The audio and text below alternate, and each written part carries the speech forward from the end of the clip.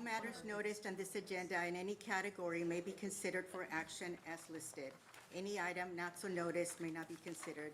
Items listed on this agenda may be considered in any order at the discretion of the chairperson. The mission of OCFEC, celebration of Orange County's community centrist, agricultural, and heritage with results justifying resources expanded. And now we will start with the Pledge of Allegiance. Director Maya, will lead us. Sure. Place your right hand over your heart. Ready? Begin.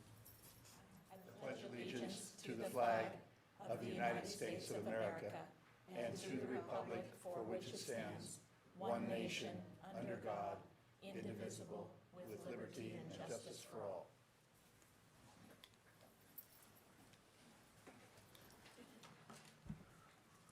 Roll call, Summer, please. Chair Cervantes, Here. Vice Chair Meyer, Here. Director Bonaris, Here. Director Ruiz, Director Aiken, Here. Director LaBelle, Present. Director Pham, and Director Rubalcaba Garcia. Here.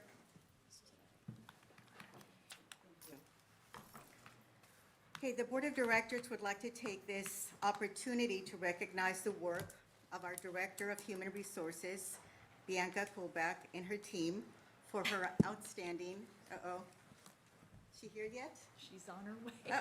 Uh-oh, Hold that thought. yes.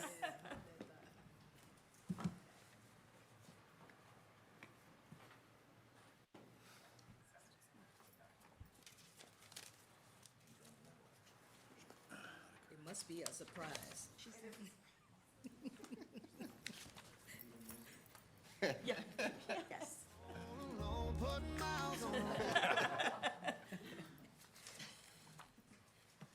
Musical styling.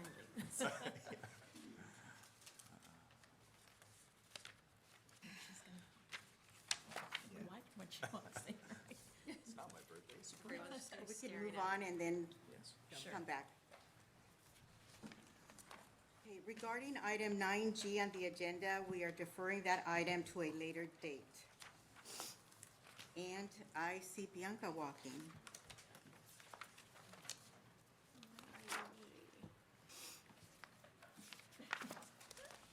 Bianca, you're needed up front.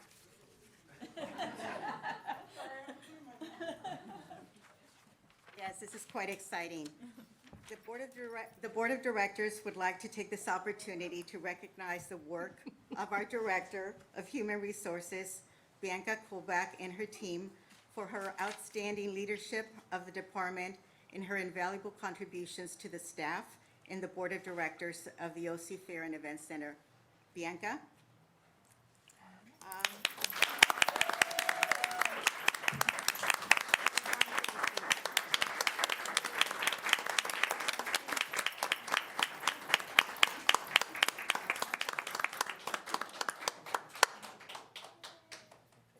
Yes. That was a little bit more of a surprise than we intended, right? I was eating. Thank you. Thank you. Congratulations. Yes, congratulations. Congratulations.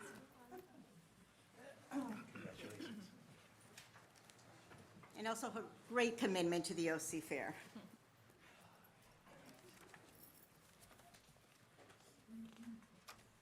Okay, next we have,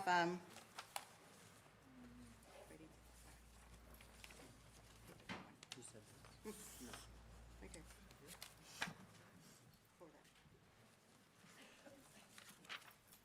on. Okay, just reiterating that regarding item 9G on the agenda, we are deferring that item to a later date.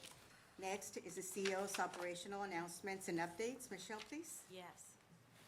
All right, the Department of General Services, DGS, has released a map indicating the 286 sites statewide that are being considered for temporary homeless shelters. You can see from the map that OCFEC is not on the list. The red arrow is indicating our property here. In addition, we received confirmation from DGS that the OC Fair and Event Center is not being considered as a site for a homeless shelter. So wanted to share that news with everyone.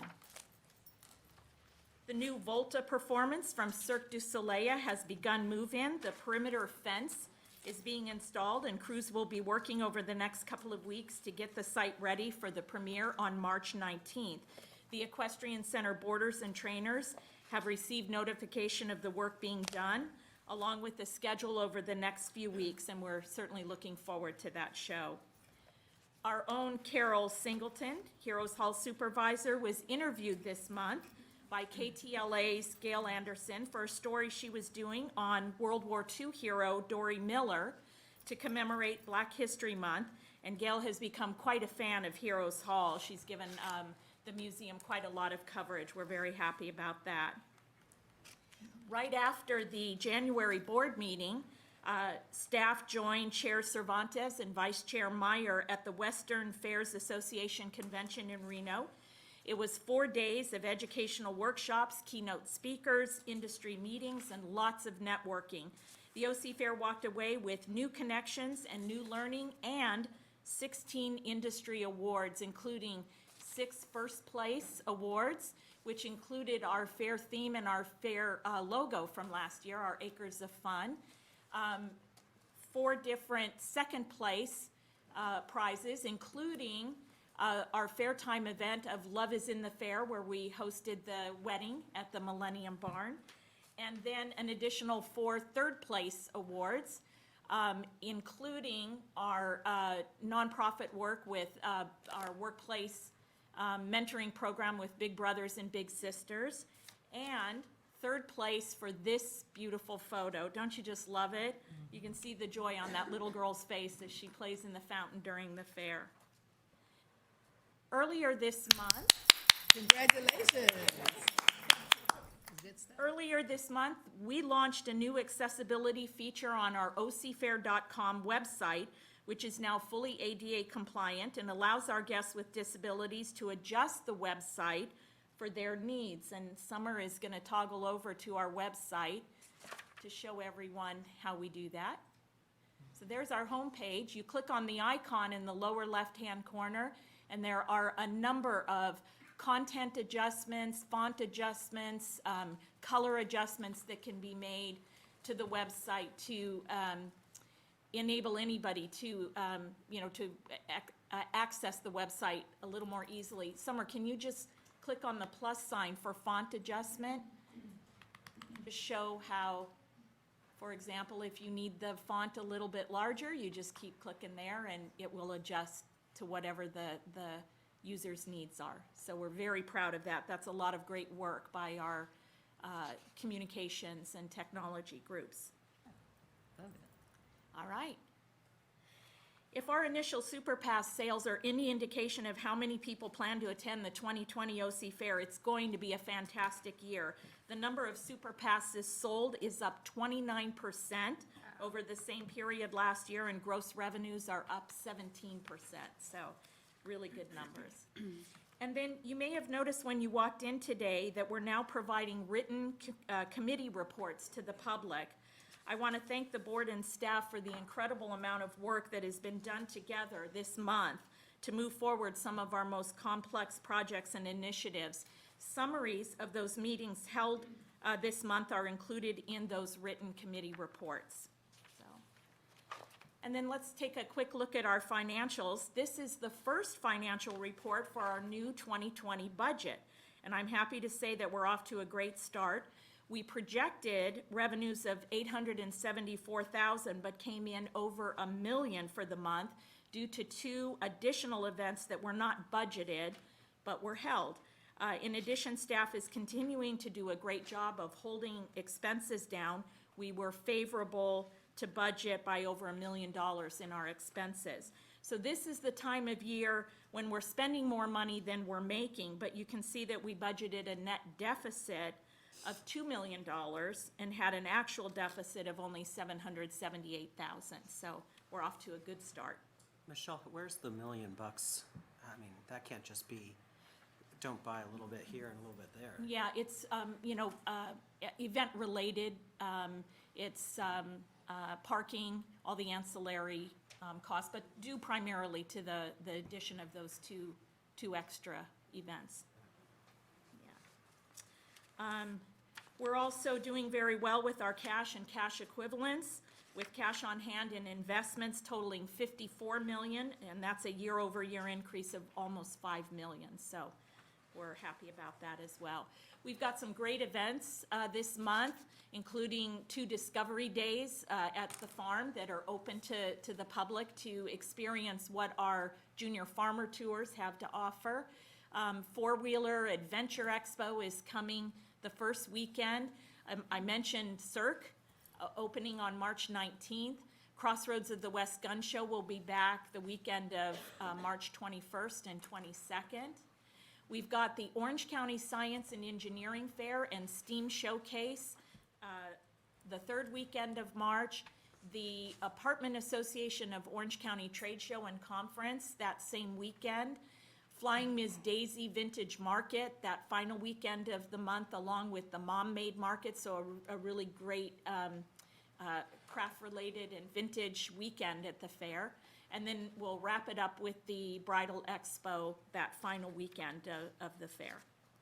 And please don't forget about Centennial Farm, open to the public, absolutely free, Monday through Friday, 1 to 4, Saturday to Sunday, and Sunday, 9 to 4. Of course, Heroes Hall is open Wednesday through Sunday, 11 to 5.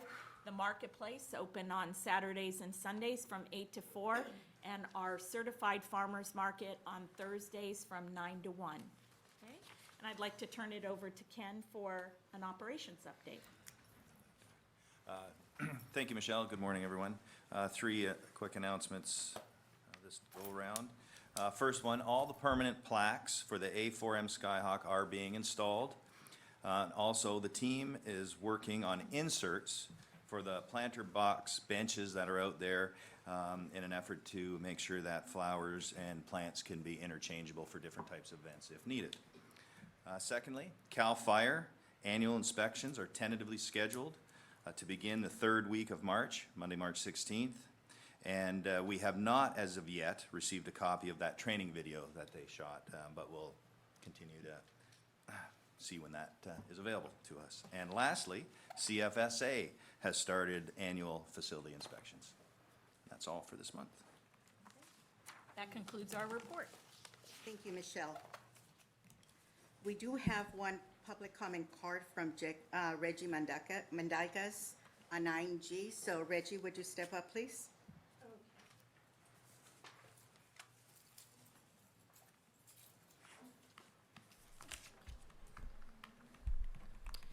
And I'd like to thank the chair for taking public comment on this item, even though this item has been pulled from the agenda. So my first question is, I would like to know the date certain when this item will be put back on the agenda. And I will read the comment I was going to make. This is regarding the Music Makes Us One event. I attended the event held on a Sunday afternoon in the hangar during the 2019 OC Fair. The 32nd DAA paid $25,000 to conduct the Music Makes Us One in conjunction with Christ Our Redeemer and New Hope Presbyterian churches. The event was a church service, including active proselytizing with pastors from Christ Our Redeemer, African Methodist Episcopal, and New Hope Presbyterian churches leading the event. Staff expended time to work with the 2 churches to co-produce the event. The churches received special privileges not given to the general public. The logo of the Orange County Fair and Event Center appeared with the logos of Christ Our Redeemer and New Hope Presbyterian churches on shirts and in promotional materials. This was state-supported religion. The churches could have paid posted rates to use the 32nd DAA facilities to conduct their church services, which is what Calvary Chapel does to hold their annual Easter services in the Pacific Amphitheater. And instead, the 32nd DAA paid $25,000 to conduct this religious service. I ask that safeguards be put in place to preclude this sort of DAA-funded religious ceremony in the future, and request that the 32nd DAA request that the $25,000 paid for the event be returned. Thank you. Now we're going to move over to minutes. I think you've got, Well, could you hear? yeah, this is for CEO. Oh, I'm sorry. Adam, I'm sorry. You're next. Adam Carlton. I think we need to do minutes first and then, Yeah, his comments No. on the CEO. oh, got Yes. it, okay. Yeah, it's CEO comments. Thank you, board. Thank you, public. And I put this in for the CEO update because on the 19th of February, I got a notice of adverse action signed by our CEO, Michelle Richards. And this action comes on the heels of a successful filing of a whistleblower complaint that is on schedule at the State Personnel Board. And the State Personnel Board only accepts whistleblower complaints that are prima facie. That means they accept it on the grounds that if everything that you're alleging is true and correct, you have won your case. And the whistleblower laws tell you that if you've won, you have an affirmative defense against the charges against you. So this seems a bit of an end around to, how would you say, bum rush the scales of justice and terminate me before I can get my hearing. But we are planning to go ahead with the hearing, and this was given to me the day after Michelle received a subpoena for documents related to the ATO. So I know some of you are lawyers, and you probably look at that and go, wow, that's amazing that you would not just have a accepted case for whistleblower retaliation, but then the epitome of retaliation is firing that employee once his case has been accepted. So I have a minute and a half left. So I'll go ahead and keep reading here about what this matter is actually about. On October 8th, we got the 2016 audit, and the very last thing I did on December 10th, because I was put on ATO the morning of December 11th, that evening before I left, I wrote to my staff, to the supervisor and director of accounting. I said, please do not make any transactions on this matter, the 2016 audit, until we get written authorization from Mr. Kaplan's office. The reason below.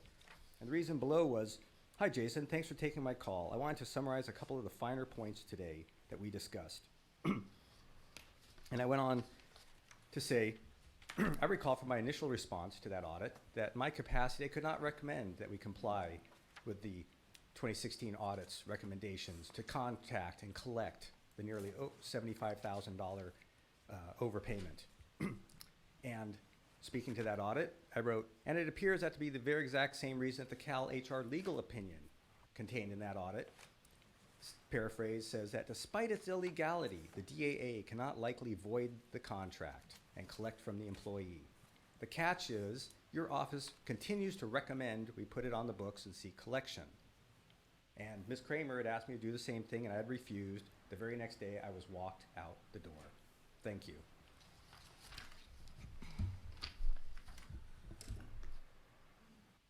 Okay, now we will go ahead and move over to minutes. Board meeting held January 16th, 2020. Action item. Do I have a motion to move? So moved. Second. Summer, roll call, please. Chair Cervantes, Yes? Vice Chair Meyer, Yes. Director Bonneries. Yes. Director Aiken, Yes. Director LaBelle, Abstain. and Director Rubicava Garcia. Yes. Great, thank you. Okay, matters of public comment. Public comment is allowed on issues not on the current agenda. However, no debate by the board shall be permitted on such public comments, and no action will be taken on such public comment items at this time. As law requires formal public notice prior to an action on a docket item, speakers are requested to sign in prior to the start of the meeting and are limited to 3 minutes. Comments will be accepted on agenda items during the meeting. Speakers wishing to address the board on items on the agenda are requested to sign in prior to the start of the meeting and identify the agenda items on which you desire to address the board. Speakers are limited to 3 minutes. We have comment cards from Reggie, Debron West, and Adam West after that. If you can come up, please. Yes, we have a lot. So Reggie is first, and then Debron West, and then it's gonna be Adam West, and then we'll keep on calling after that. Okay, Good morning, and thank you for the opportunity to address you again. I'm Reggie Mendicus, speaking to public comment. This is in regards to the amount of information provided in the agenda packet in what's called a staff report. In a city council packet or a county supervisor's packet or an Orange County Transportation Authority packet, the information is provided in the staff report as the information which will be used to make decisions by the officials. The information provided by staff in this agenda packet is lacking at the most charitable. For example, there's an agenda item 9B about business development dinners, which does not include any discussion of costs, who attends these dinners in detail, or the amount of staff time expended, and does not mention the board concierge, among other issues. Regarding 9D, which requests that we create a mural, staff did not provide any information regarding the prior problems encountered with artists' rights during the Workers' Memorial Project, and did not even list the statutes, both federal and state, governing artists' rights, which will have an impact on any mural or art project commissioned. And regarding 9G, staff did not provide any information about the Music Makes Us One event. They did not provide any of the emails showing that this was clearly a church-conducted event, and did not provide any of the correspondence received during the event. So staff are not doing right by the board and giving you the information needed for you to do your jobs, which puts you in a very awkward position where you're trying to fly blind with information just popping up on the screen during the board meeting, and you're asked to make a very quick decision on very complex issues in some cases. So I just wanted to share this with you so you can take it into consideration about how we can make this process better and make it so we have better decisions because you have better information. Thank you. Thank you, Reggie. Deborah West? Good morning. My name is Debron West. Today I'm addressing the past and current Midway contracts. First, I would like to point out to the board how great this fair really is. In terms of ride revenue, the fair is #1 in California. In terms of state-ran fairs, this fair is arguably #1 in the U.S. for ride revenue. For game revenue, the OC Fair is arguably the #1 highest-grossing fair in North America. For example, the games at this fair outgross San Diego's games by almost $2 million. That's approximately 33% better than your neighbors. We have learned a lot about the OC Fair, and we want to compliment the staff and the board on setting the standard. However, with prestige comes these accomplishments. With prestige and these accomplishments comes the responsibility to continue to raise the bar, increase revenue, and create opportunities for everyone in our industry. The objective of a state agency is to cast the broadest net possible to attract as many contractors as possible when drafting and requesting proposals for new contracts. It shouldn't be done with one single proposer in mind. This duty is so important in creating an equal opportunity to compete for state contracts. The current carnival contract expires after the 2021 fair. Today is the day to start having discussions about the RFP, to have workshops, to invite carnival contractors to an open public meeting to give their opinions and suggestions. This board needs to understand that there has been no RFP for the carnival contract in over 20 years. In 2008, a letter of intent was issued that gave the current carnival company a monopoly on opportunities at this fair. There is no other carnival company in California today that could qualify and would be allowed to submit a proposal under those qualifications. In 2008, there may not have been a carnival company in North America that could have qualified. I urge you to assist in having open discussion and workshops to create a fair RFP for the Carnival Midway and create the broadest net possible to attract as many contractors as possible, thus continuing to improve the Orange County Fair for all 1.4 million attendees. Thank you. Thank you. Adam West?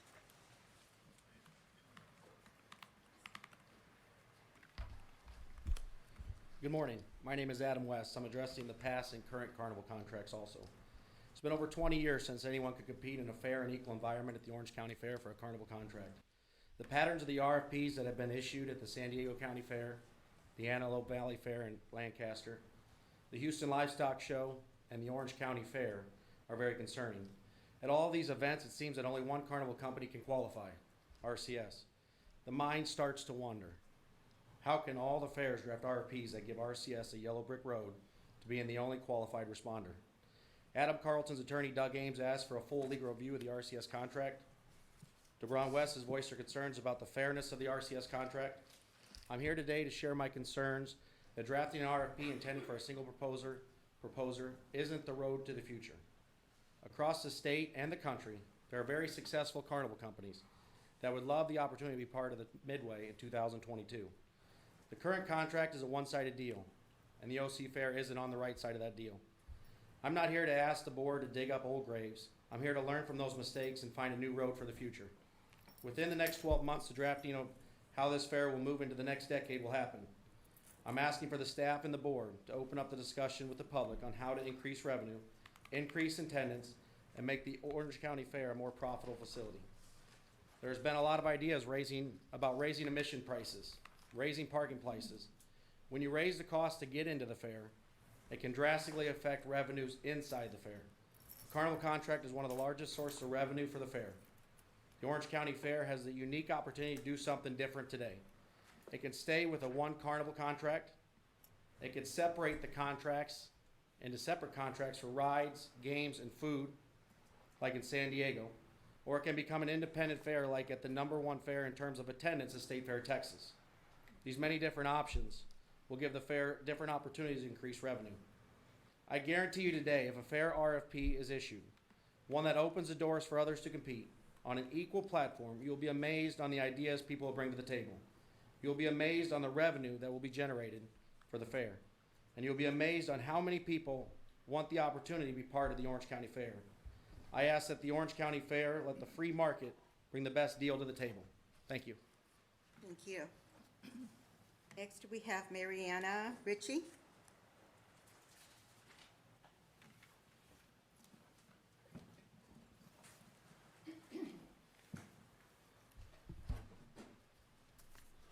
Followed by Adam Carlton. Good morning, public, board, Michelle, Ken. I greet you as a 54-year-old Orange County resident, taxpayer, professional, wife, mother, and family member of the Orange County Fair.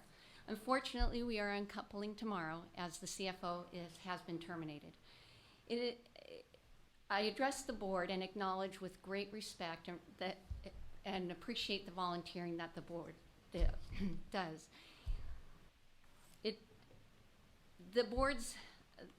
It is appreciated and acknowledged that the board's actions do impact lives. It impacts our family, it impacts taxpayers, it impacts the Orange County Fair workers.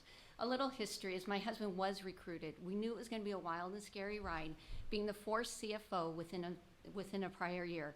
Little did we know it would come to an end on December 11th, 2018, when the CFO sought legal opinion for the 2016 audit the day prior. He took a significant salary reduction for this job. It was a public service, and we were happy about that. Great benefits, possibility of pension. There has been an impact to our family. Explaining the situation to friends, neighbors, coworkers is embarrassing for us and the fair. Our family tries to live our best life. We have a 20-year-old daughter that's a nursing student at Cal State Long Beach. We have an 18-year-old daughter who's serving in the military at the U.S. Coast Guard Academy as a civil engineering major. I work for a healthcare company. My husband takes his job seriously and according to the code of ethics. Adam was trying to stand up what was legally and morally right. It is not always easy, and there can be repercussions. We're living those repercussions, a loss of livelihood and professional reputation. Adam is not perfect. He expects a lot, but he gives a lot in return. He tells the same jokes over and over, and it is annoying. So what did he do with all this time? Well, I forgot about all the personal attorney's fees that we've had to absorb. He's been paid for 14 months, equating to about $200,000. It's embarrassing to me and disgusting as a taxpayer. We did not enjoy that.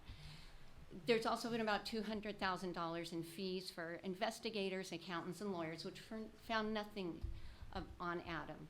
So what did he do with all this time? He surfed a lot. He became a girl dad. Our kid was in boot camp. He was able to send her weekly care packages, single-spaced letters. He sat by my younger brother's bedside when he was in ICU before he passed. For all these reasons, my faith leads me to believe that this may have been a divine intervention and a blessing. The Lord works in mysterious ways. The impact to his coworkers. Well, personally, I really like Ken. I liked his wife, Karen. I liked Michelle, her amazing daughters, and I even liked Kathy. But things were a mess when he started. He modernized processes. He worked late, and his team did too. They got the job done, a job that had not been done in years. And now the CFO is gone. The director of accounting is gone. We love the Orange County Fair. We wish it well. We wish it success. Long live the fair, 125 years and counting. And we love you guys. We love the fair. We just don't think that it's fair. Thank you. I have Adam? to leave though, because I have to get back to work. Wish you the best. Thank you, board, thank you, public, and dear OC Fair, I've admired you since I was a kid. Ever since my first corn dog, ever since my first motorcycle, since I raced my motorcycle through the dirt fields of the Pacific Alps Freeway construction. And I was delighted to be recruited by the OC Fair. I bought everything I had to serve it. 20 years of business experience. I went to OCC, I went to Cal State Long Beach, and I got my MBA. And my first year, should I start over? No. Okay. My first year with old CEO Kramer, she was delighted with my work. All that until the 2016 audit was published, and I refused her legal orders. I'd like to read you a few words out of my first year audit. This is from Kathy Kramer, the old CEO. Adam, you have excelled and proven yourself in all areas of technical knowledge and financial expertise. You jumped right into the organization last fall and managed the budget process. You've quickly familiarized yourself with the accounting software and implemented the fixed asset schedule, or fixed asset module. It had never been done. In addition, you've identified opportunities to maximize the use of software. We greatly improved our concessions audit process this year with new worksheets that you developed and the integration into the accounting system to create computerized statements. As you know, this is a critical part of our fair time management. Thank you for all your work on this project. You've worked diligently and entrenched yourself into the understanding of the fair concession audit process. You have completely built a new and improved system to better manage this process. The concession audit process is critical to the management of all the concession revenues and commissions, the backbone in collecting, validating, and managing this very large revenue stream. You consistently demonstrated good technical skills in creating financial documents. You created our first ever Orange County Fair P&L for the 2016 fair. You literally jumped in short order after joining our organization and managed developing the 2017 budget process and have made many good improvements to the process. You also created a 5-year cash flow, something that had never been done before. You worked with the Financial Monitoring Committee and made some improvements into our financial reporting documents. And she goes on and on. I had a glowing first year review. Okay? And you guys all know Kathy Kramer, the old CEO. You can Google it. Google OC Fair Kathy Kramer. Anyway, I put my heart and soul into this place. I did the right thing. I've appealed to the state board, and as I mentioned, I have a prima facie case for whistleblower retaliation. And a little bit of luck, I'll be back, but I doubt it. So thank you, board. Thank you, OC Fair. I gave it my all. Thank you. We have Mary, followed by Beth Rafakis.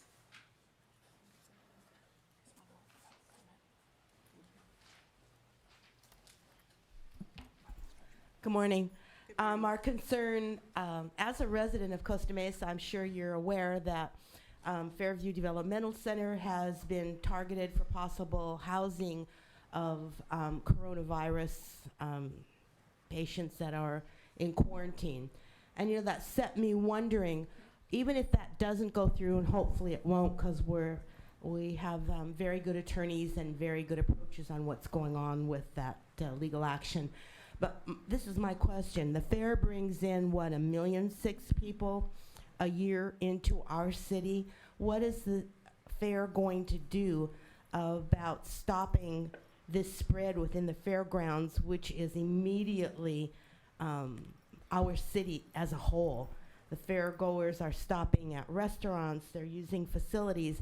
So are we more prone to have this, this problem explode? On this March 18th event that you're having, are you doing anything like the airport where they scan for a temperature, or they do something to keep the spread down? Our concern is, I read on the CDC that the algorithm for this right now is off the charts.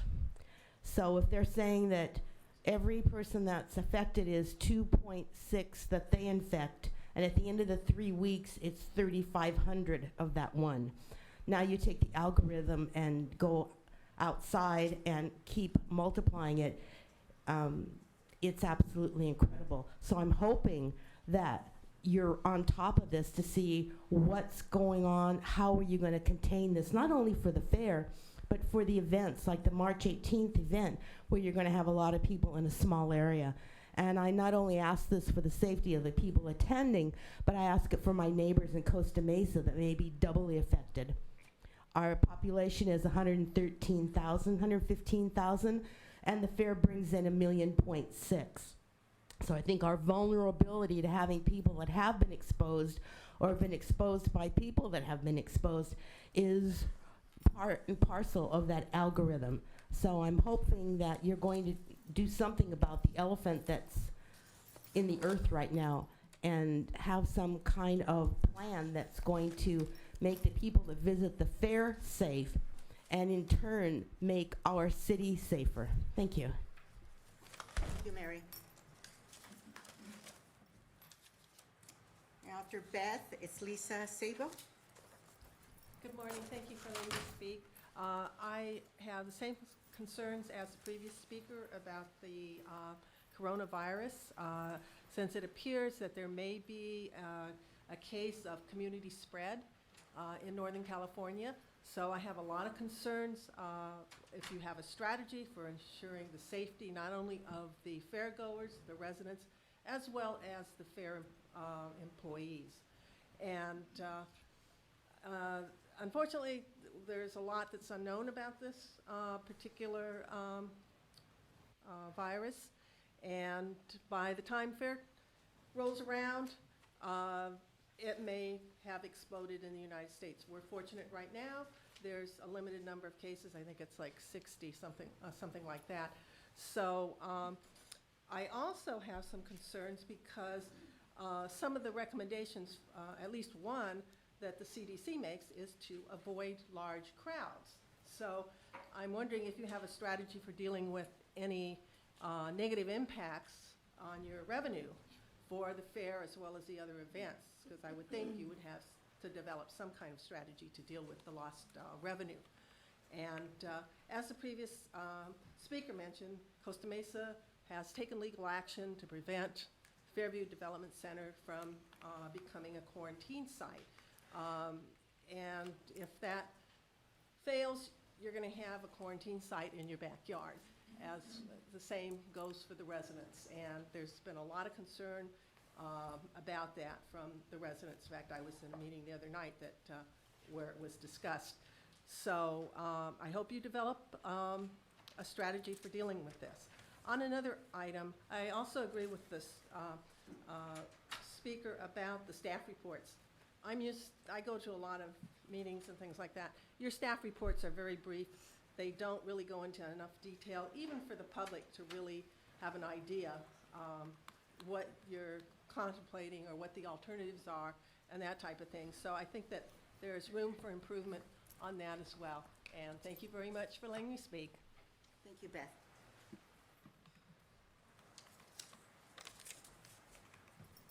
Good morning. Thank you all for serving. I know this is a kind of a volunteer service job, and we really thank you for serving as the Fair Board. And to quote Winston Churchill, there's something, he says, there's something about a horse that's good for the inside of a man. And I just want to, as I want to just report, do a quick equestrian center report. We're doing great out there. Everything's fantastic. The other day I taught a group lesson, and the little girl afterwards, I shouldn't say she's 14, Chinese struggle. You know, we have a lot of different ethnic groups that come, and these kids all struggling. But in the group lesson was a 75, or I guess she's 71-year-old retired attorney riding with this girl Lauren. And Lauren said afterwards, she goes, "It's just so cool I can be out here riding." And she recognizes how neat it is, and that's what the equestrian community is about. All people, all walks of life, all different areas come together and enjoy the horses. And we're out there every day. Our therapy programs are great. Changing Strides is moving forward. We have Northeast of the Well providing kids for us. We're doing every month now on Saturdays a therapy program for the kids. We also have some at-risk youth coming in for lessons. And that's neat to be able to do that. And we just put them in our regular lessons, so they come like at 4 o'clock and no one knows. We have a couple kids and their parents are in jail, and these kids just get an hour a week being one-on-one with a horse and an instructor. And then also on the flip side of it, we have a girl that's riding, and she's the top young rider of the year in the country. And so we have all spectrums. You know, she's a fantastic competitor. This kid one day, I no doubt will probably be riding in the Olympics representing the United States. So we're super proud of her, but then she turns around and volunteers in the therapy programs. So that's really neat. And so 365 days a year, the Equestrian Center is going and running, serving this area. So we want to thank you. We're blessed to be here. Thank you for all you do. Okay. Thank you, Lisa. Okay, now we're going to move over to the consent calendar. All matters listed under consent calendar are operational matters about which the board has governing policies, implementation of which is delegated to the CEO. They will be enacted in one motion. There will be no discussion of these items prior to the time the Board of Directors votes on the motion, unless members of the board, staff, or public request specific items to be discussed separately and or removed from this section. Any member of the public who wishes to discuss consent calendar items should notify the chair of the board at the time requested and be recognized by invitation of the chair to address the board. I will turn it over to Michelle. Yes. We would like to pull under standard agreement amendments, contract 23816WR. That contract, the scope has expanded, so we'll be bringing that back at another time. Also, just a couple of points of clarification. In response to questions from the public, we are now including instructions regarding how to include correspondence on the consent calendar. So if you notice under the instructions for correspondence, we are now adding that this agenda item includes only those communications that were sent to the entire board and CEO before the publication of this month's agenda. The deadline for correspondence to be included on the March agenda is March 13th, 2020. So moving forward, we will add that deadline for the next month so that the public knows when we'll need that in order to include it on the agenda. And then one last thing, there are two items under CDFA correspondence. One is regarding information on state rules for our fair competitions and letters that are sent to us from state officials, the governor and the agriculture secretary, to be included in our competition handbooks. And then the other is just an update from the state veterinarian on Newcastle disease. So we're good on everything else. So, you said which one you're pulling? Was that the SA 23816? 23816WR. I moved the, I want to pull SA 053 20 SP. It's a sponsorship with AT&T Mobile. Oh, Okay, any others? move, Director if there's Bonneries? nothing else, I move the acceptance of the consent calendar, pulling the SA 23816 WR and SA 05320 SP. Second. Summer, roll call, please. Chair Cervantes, Yes? Vice Chair Meyer, Yes. Director Bonneries, Yes. Director Aiken, Yes. Director LaBelle, Yes. and Director Rubalcaba Garcia. Yes. All right, so this concludes, What, no? We gotta go back. um, My favorite part of the meeting. Sandra, the item I pulled is an AT&T Mobile $24,000 sponsorship. My wife and I own 307 shares out of 7.2 billion outstanding. I have no idea what it's worth today, but it's worth a lot less today than a couple days ago. I'll just leave it at that. Significantly less. I move approval of that item. Second. okay, great. Summer? Chair Cervantes, Yes? Vice Chair Meyer, Yes. Director Bonneries, Yes. Director Aiken, Yes. Director LaBelle, Yes. and Director Rubalcaba Garcia. Yes. Okay, now this concludes the end of the consent calendar. Governance process. Moving forward, whenever possible, the committees will now provide written committee reports, which will be distributed to the public at the back of the room and to the other board members during each meeting. Let's move with the first committee, Community Engagement Committee, Director Rubalcaba Garcia. Thank you, Chair Cervantes. So we're gonna do this in two parts. We actually have an employee committee who has done a tremendous amount of work on behalf of the community engagement initiative that we have, and they're gonna present on our behalf today. But today we have before the board an application process as well as the application itself for everybody to review and to provide comment on, and then we can decide whether or not we can accept what work they put forward, so. And that's listed on the agenda, so we'll go into that when we get to that item. Very good. So that's just a brief update, but we have been very busy. Yeah. Thank you. Next, we have Financial Monitoring Committee, and that is Director LaBelle. I think Michelle has gone through the information relative to our current balances. Newton and I and Michelle had a fairly lengthy conversation at the committee level last week, and I think the other item that came out of that, the budget transmittal letter that we had discussed early during the budget process, as well as the budget summary, will be posted and forthcoming shortly online. And Newton and I have asked that Michelle also provide some written copies that could be available for those of us that are a little computer challenged to actually read through the hard copy.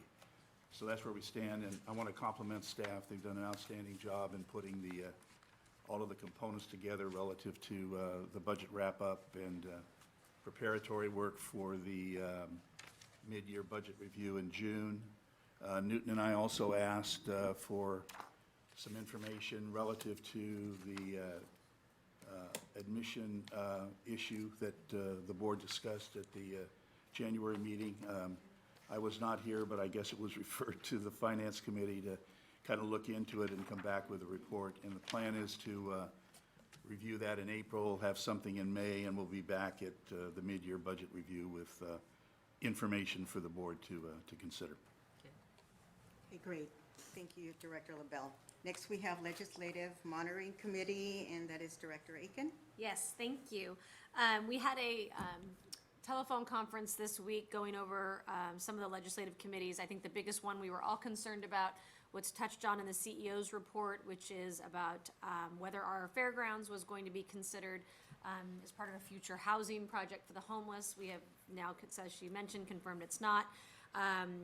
There have been several placeholder bills that have been put out there, but during our weekly reports, which our consultant, our lobbyist gives us, nothing is going to be directly impacting the fair at this time, so we will keep you notified. Thank you, Director Aiken. Next, we have Governance Committee, and that is Director Meyer and Director Bonneries. I have nothing beyond the written report. We have an agenda item later in the meeting. Great, thank you. Next is Facilities Committee, and that is Director Aiken and Director Rubalcaba Garcia. Thank you, Chair Cervantes. So the Facilities Committee has been very busy, and we actually reduced a lot of what we've been working on into writing in our staff report. And we also have a presentation or slides to go along with it. So we've asked for slides to accompany this presentation just so that it can provide some visuals and provide more detail to the public and also to the board members here. I'm just going to go through each bullet so it is on the record, but the contract for the tenting RFP released in early December has been awarded to A1, the incumbent. The contract is on the consent calendar for February. And I just also wanted to remind the board that this was the only qualified bid that came forward, so it was granted to the incumbent. The committee reviewed the IFB for landscaping and had no changes. This includes the perimeter landscaping, Pacific Amphitheater, and applicable lawn sprinklers. The committee reviewed the RFP for lighting and had no changes. The staff is working on RFP documents for the hangar audio and the IFB for the ASA and Heritage Stage audio, as well as the video RFP for the hangar and grounds.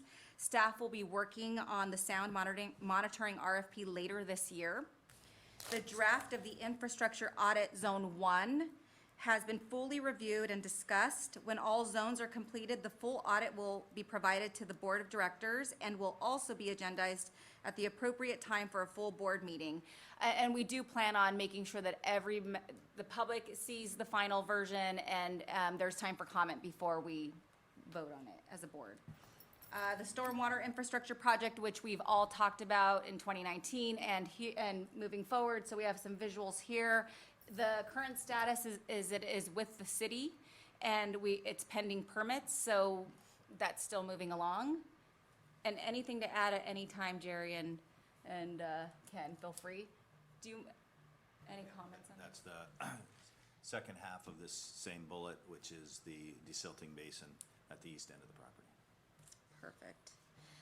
Work has begun on the South Lawn landscaping project. Staff is developing an initial scope of work, and the goal is to complete the project before the start of 2020 fair.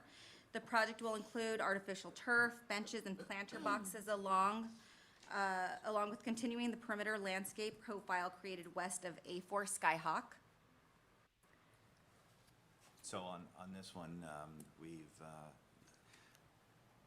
started with the committee just to show what initial work takes place. We did a walkthrough with the team. We start with a little sketch, met with the committee, walked through possible scope of work, had a great discussion. Now the team will go away and put a detailed scope of work together and work with CA and turn it into a project. So this was just to illustrate the very rough beginnings of the concept of a project. Yeah, and we just, even since I'm not a licensed contractor or a licensed engineer, it's helpful to be able to figure out how staff approaches all of these projects. And also, when we're getting bids and RFPs, it helps Ashley and I just to see what we're working on and what they're talking about. So this is part of that update.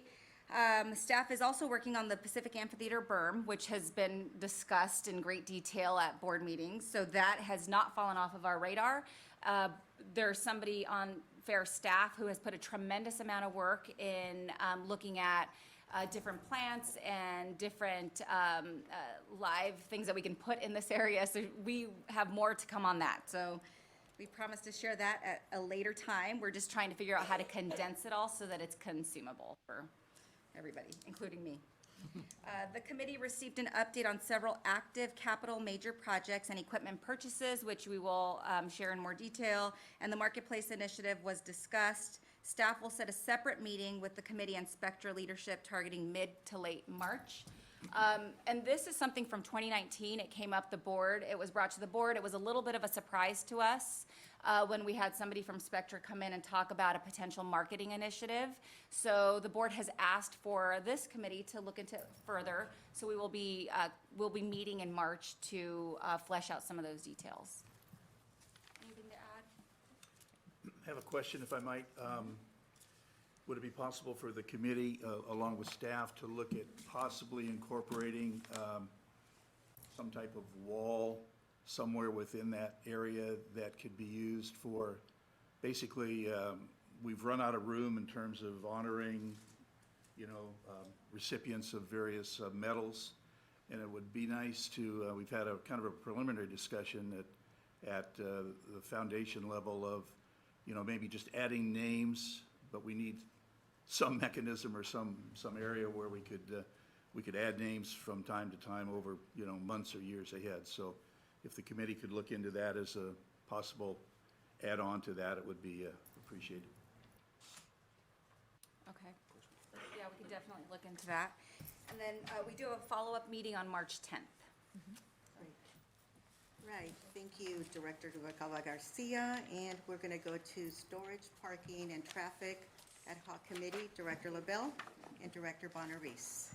Yes, there was a committee meeting on the 14th that I was unable to attend. Barbara was there, and she gave me a full briefing over the weekend. So I'm up to speed on everything that occurred there, and then I did follow up with Ken. So I think at this time, unless Barbara has some comments, I'd just turn it over to Ken to kind of go through the. We can go through the bullet points too. Yeah, I that's like fine. that idea for people. So the committee meeting that we had, the City of Costa Mesa's 2018-19 projects has extended to 2020, involving underground service work on Bristol. There could be a potential slower traffic on Bristol at Newport Boulevard during the 2020 fair, depending on the timing of the project. So we're going to continue to monitor that, and we'll let you know. Staff reviewed the carryover projects from 2019, including Lot 1, completed with a gain of, and these are really positive things, a gain of 43 stalls, Lot G. Are you going to show each one as I say them, or? Okay. So the 43 stalls gain on Lot I. Lot G, completed with the exception of ceiling striping, which will be done after circ. A gain of 68 stalls, and the festival lot completed with a gain of 44 stalls, all with improved traffic flow. Now, and that was the key. We're trying to make sure that traffic flow can improve from last year to this year. Having more cars on the property is gonna make the traffic flow happen better. If we can get them off the road into the parking structures. Staff also presented the new back-of-house storage solution for part of our equipment and material. Before and after. Before and after. I was hoping. Yes. When I looked up, I saw the before. So before and after, and it looks so much better. We appreciate all the work that Ken's team does on that. The committee was updated on 12 parking initiatives and 6 traffic initiatives. Currently, we have identified 2 key initiatives that will come back to the full board for approval. That's the Costa Mesa High School parking potential and the Green Gate expansion. So we will also bring that back to you at a later date. Staff presented the status of both external and internal wayfinding projects.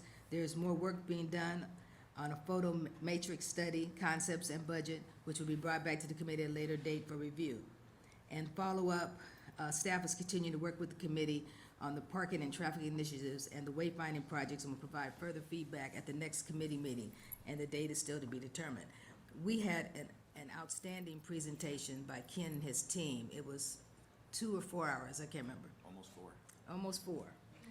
And we saw schematics, diagrams, some of what you're seeing on the screens. We were able to delve, ask as many questions as we need to ask.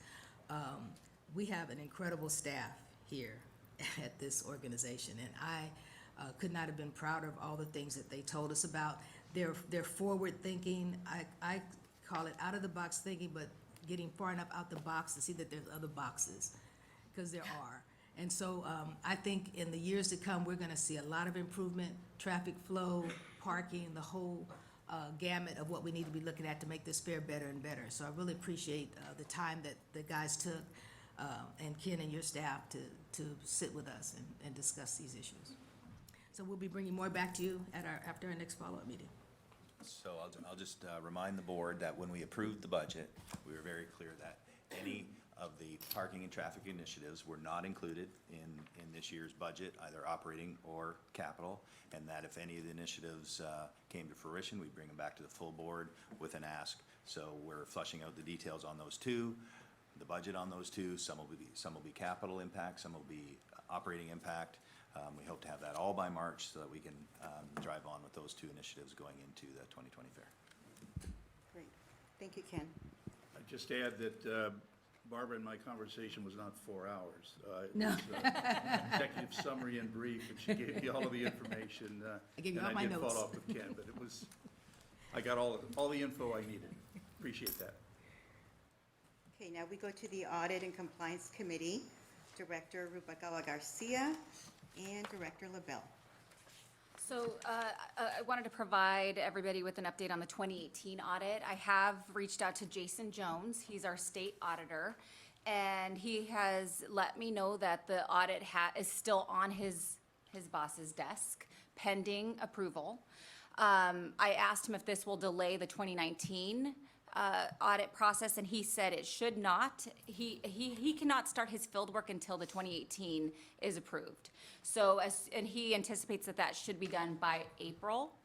He will be reaching out to Michelle to set up time to start the 2019 process, but hopefully everything will be wrapped up with the 2018 before he can get his field work started. So we're actively, Doug and I, staying in communication with Jason and just making sure that we, it doesn't fall off of his radar. So.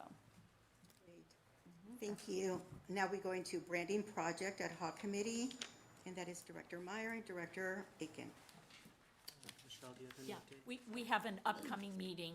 The committee was not able to meet prior to this meeting, but we'll have a full update at the March board meeting. Okay, great, thank you. Okay, we are moving over to the public comment cards, and we have Reggie Mendacas and Reggie. We have 4. Yes.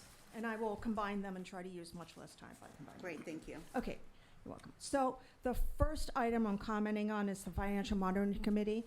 I'd like to thank you for providing more data and update on what the committee is doing. My area of concern today is the proposed price increase.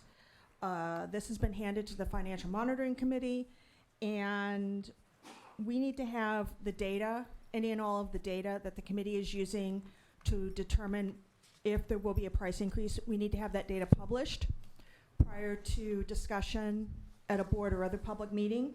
And we also asked the committee that they have to include options for cutting costs in addition to raising prices. Regarding the Legislative Monitoring Committee, I strenuously object to the statement made that there are no significant bills pending. There's been no comment made by the Legislative Monitoring Committee regarding AB 1841, which is a ethics bill for district agricultural associations and staff. We also need a report back from the Legislative Monitoring Committee regarding the positions taken by both Western Fairs Association and International Association of Fairs and Expositions on AB 1841, because we are members of these two organizations. If these organizations are objecting to this bill, we need to let them know that that is not acceptable and that we will be terminating our memberships. Regarding the Facilities Committee, first I'm going to discuss Lot G. We spent almost $1 million paving Lot G, and it's really not paving. It was a very large, expensive patching job. And now Cirque du Soleil is down there, starting this morning, to start digging it up and poking holes in the asphalt and undoing the work that was done. So over $1.8 million is planned to be spent on Lot G between now and 2022.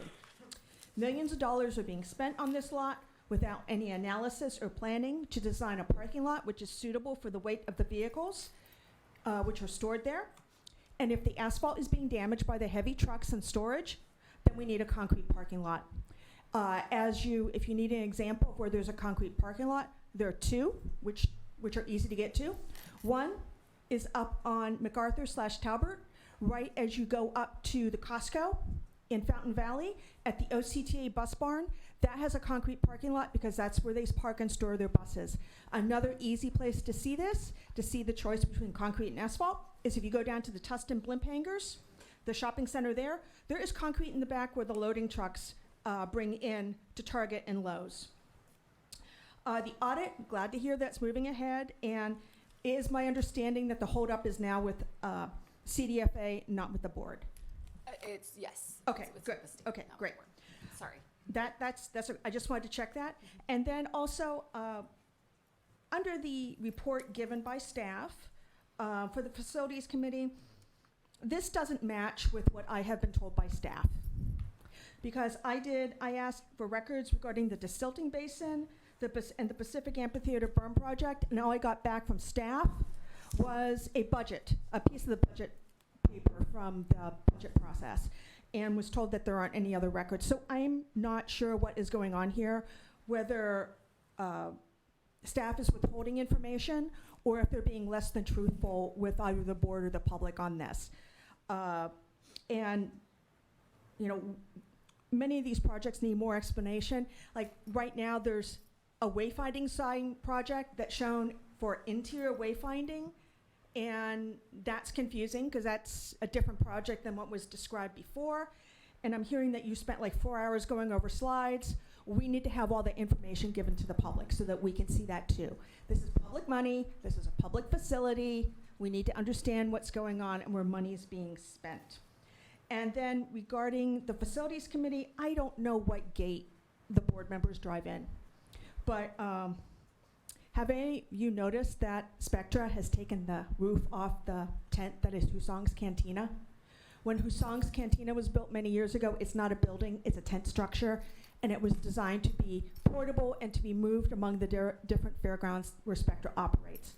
So since Spectra has chosen to leave it permanently in place here, the fire marshal makes them take the roof off after 180 days because it's not a permanent structure.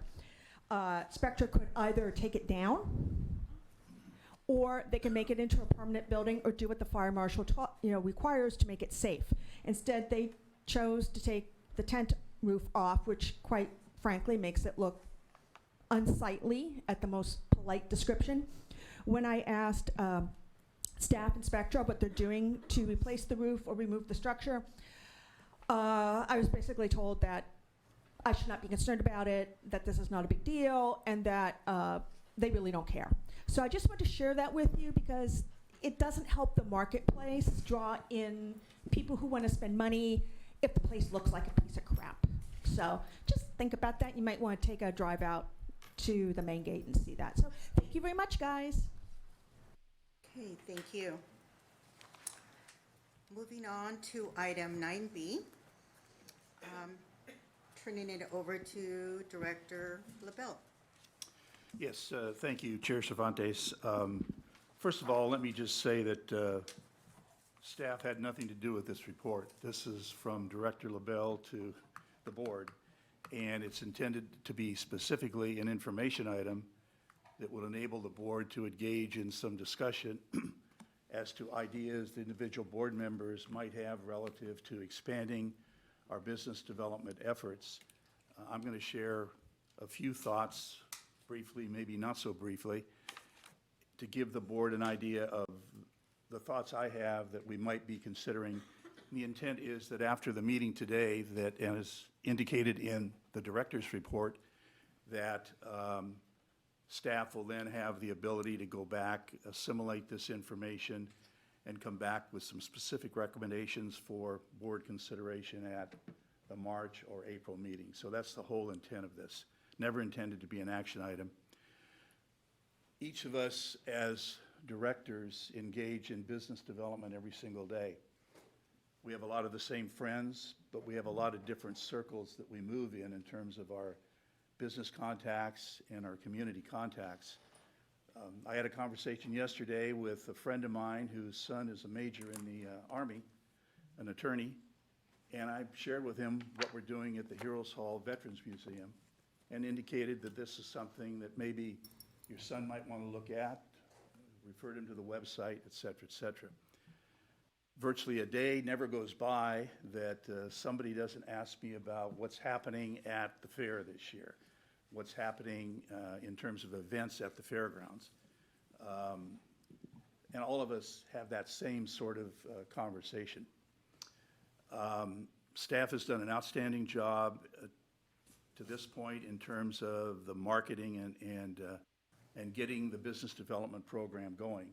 I think we rent probably twice as many days a year now as we did 5 years ago in terms of various events coming onto the site. All of that is a result of various business development contacts.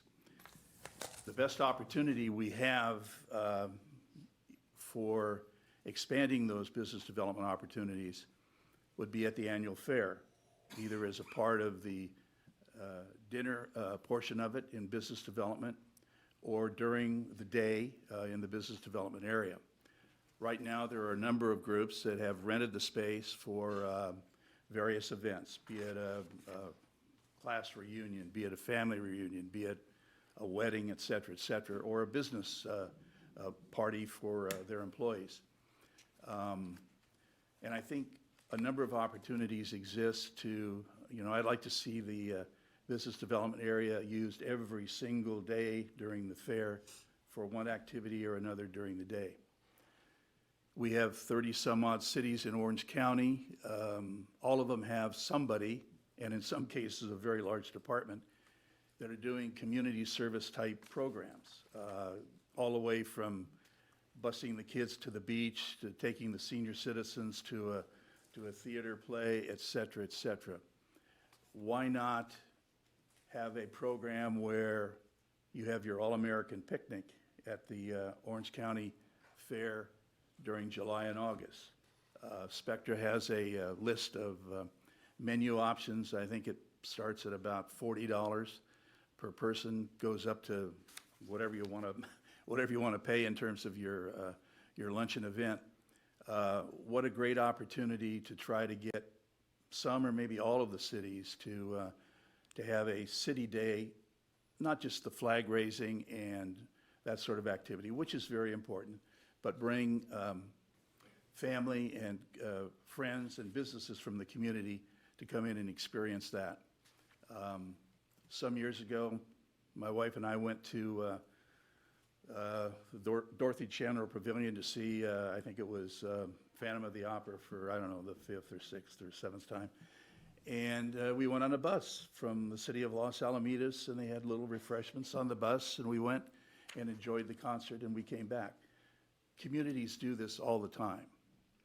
My last employer, and this was the LA County Fair.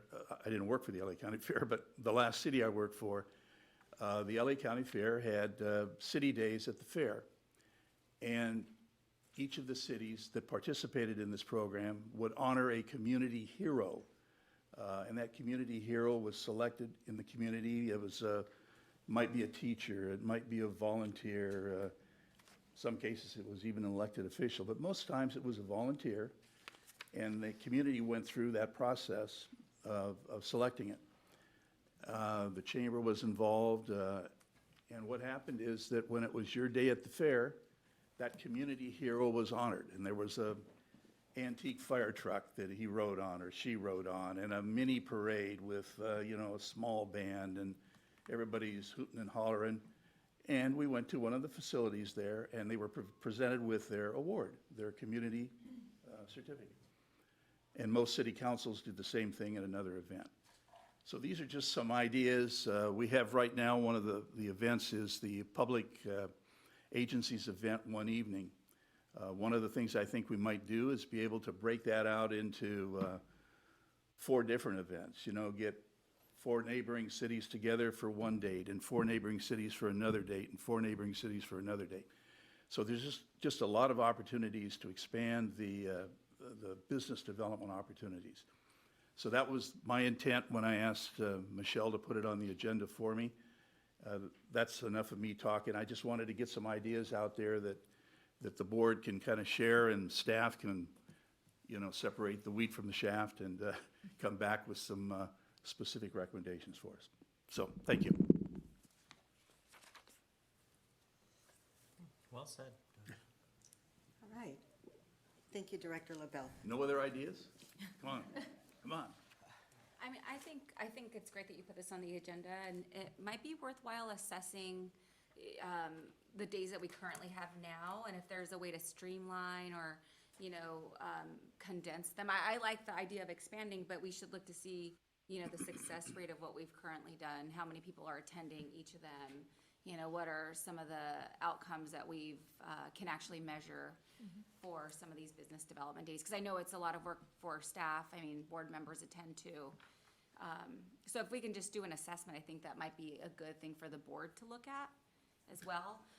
The one thing I think that would be helpful is knowing who's attending these events before they occur. And I know we have that in place, but if we can know sooner than later, I think from the board's perspective, it could be helpful, because there might be somebody who should be there because that, it could create additional synergy.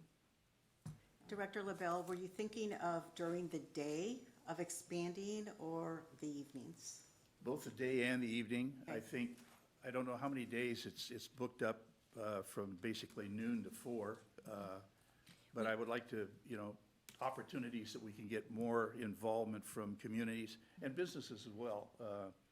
There's a large number of employers, obviously, in Orange County. This is a great opportunity to, come over and celebrate your employees and have a picnic lunch for 200 people in the business development area. It's and enjoy the fair afterwards, and maybe go to the hangar for a concert or go to PAC-AM for a concert. So I think there's opportunities both during the day and the evening, and I was just thinking that we can expand that and just take off. We've got an outstanding program going now. I just think there's some opportunities to maybe expand it and do other things. Yeah. I mean, I think that's part of the reason why the fair is so successful. We had somebody up here talking about, the revenue that it generates and the visibility and the number of people attending, and I think that does contribute to its success. Yeah, Exposure's everything. We've actually had a number of very key business successes because of those dinners that we host. We invited Albertsons Vaughn's Pavilions, the key contact there, 1 year as a prospective sponsor, and they were a sponsor for several years of the fair. Raising Cane's came in as an Imaginology sponsor. We hosted them at that dinner, and they're now a full OC Fair sponsor. Many of our key contacts with elected officials and the city contacts have led to some parking and storage solutions that we're working on as well. So it's a very valuable opportunity to bring people together while the fair is going on, to introduce them to the event and develop that business throughout the year. For them and us, we are now customers of Raising Cane's because we got a free coupon at Imaginology. Right, So. right. Yeah. Great. Director LaBelle, I have a question. So you said evenings and afternoons, so we're looking at this as a additional generating revenue for the fair? Or are you looking at expanding what is in place right now, both during the day and the evening? I think there's an opportunity for expanding revenues. As an example, just to pick a hypothetical situation where Huntington Beach comes over for the flag raising and their little event, and they bring their singer and all that stuff that we do to open the fair that day. Why not then, after that, adjourn to the Business Development Center for a city picnic, or have your all-American barbecue, et cetera, et cetera. And if you bring in 100 people or 50 people or 200 people to that event, they're obviously then going to be consumers of rides at the fair, maybe concerts, et cetera, et cetera. So that was the thought, that we could kind of expand that. I still have a few contacts in the city manager world, or less and less each day. But if the board at our next meeting or the following meeting decides that you want to engage in some sort of activities there, the chair and Michelle and I can go to the city manager's monthly meeting and kind of promote whatever ideas that we ultimately come up with. And that's worked in the past. We've had some good support from from the cities on Heroes Hall and some other things. So that was kind of my thought in the process. Great, thank you so much. I think that is a great conversation starter on, all the what ifs. So thank you for bringing it.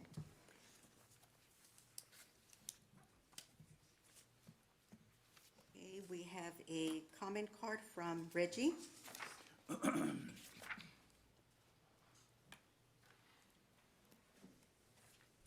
Hi, I'm Reggie Mundicus. I'm speaking regarding the board dinners. I like what Director LaBelle is proposing, that there be community focus to these dinners, and we work with getting additional communities and cities and community groups involved with the fair. That would be of a great benefit to both the fair and to the Orange County community as a whole. Director LaBelle also brings up another valuable point, that this agency conducts two types of business, although we call them both business and business development. There is what I call the community-based business, which is what Director LaBelle was referring to. And then there's also the commercial business, which is the contracts which appear in the monthly board packets. One of the challenges that the board needs to be aware of with these business development dinners is that, first of all, the commercial business of the fairgrounds occurs every single day of the year, which is why you have contracts in your packets every month for your review and approval. Second of all, the board has agreed to outsource commercial business development to Tandem. So the board really doesn't have a role in commercial business development. Tandem does. Tandem goes out, finds the business, qualifies the business, packages it up, and then passes it off to staff for contracting and actual conducting of the business, whether it be a rental or an event. I also caution you, because the mixing of commercial business and a quorum of the board runs afoul of the Bagley-Keene Open Meeting Act, where a quorum of the board triggers a potential meeting needing to be agendized. And in reviewing the board dinner attendance sheets, you can see that there's been a number of board meetings where there has been a quorum of the board present, which has been filled with contractors and potential contractors. And there is one case where you could show that that it was the entire board was there, after which there was a rather what can be best described as a sweetheart deal given to an organization after that meeting. So you need to rein these dinners in on the commercial business side. There's a pressure to provide a dinner to the board members every night of the fair. And this comes from the tradition of the nightly board dinners, which were clamped down on by the Fair Political Practices Commission and other agencies. So rather than forcing a board dinner every night, do the community dinners, and then on the nights when there's not a board dinner, open it up as a restaurant. You can buy a ticket to the PAC Amp and dinner before the show. That way you're making money off of it. Because it's a nice area, why not make some money off of it? Thank you. Okay, thank you. Next is 9C, and Director LaBelle. Thank you, Chair Cervantes. This is a recommended action item. I'll be very brief. We've talked about this on a number of occasions over the years. The current firm that is doing all of our project management, CCA, I guess it is, they are certified by the Department of General Services. They do good work. I have no problem with them at all. I think once the Infrastructure Committee gets through with their report and it gets back to the board here, there's a lot of projects that are currently pending, and there will probably be a lot of new projects that will get on the boards. And I think it would be beneficial to have as many firms certified by the Department of General Services as possible to get cost estimates, project management services, and just all the things related to implementing these projects.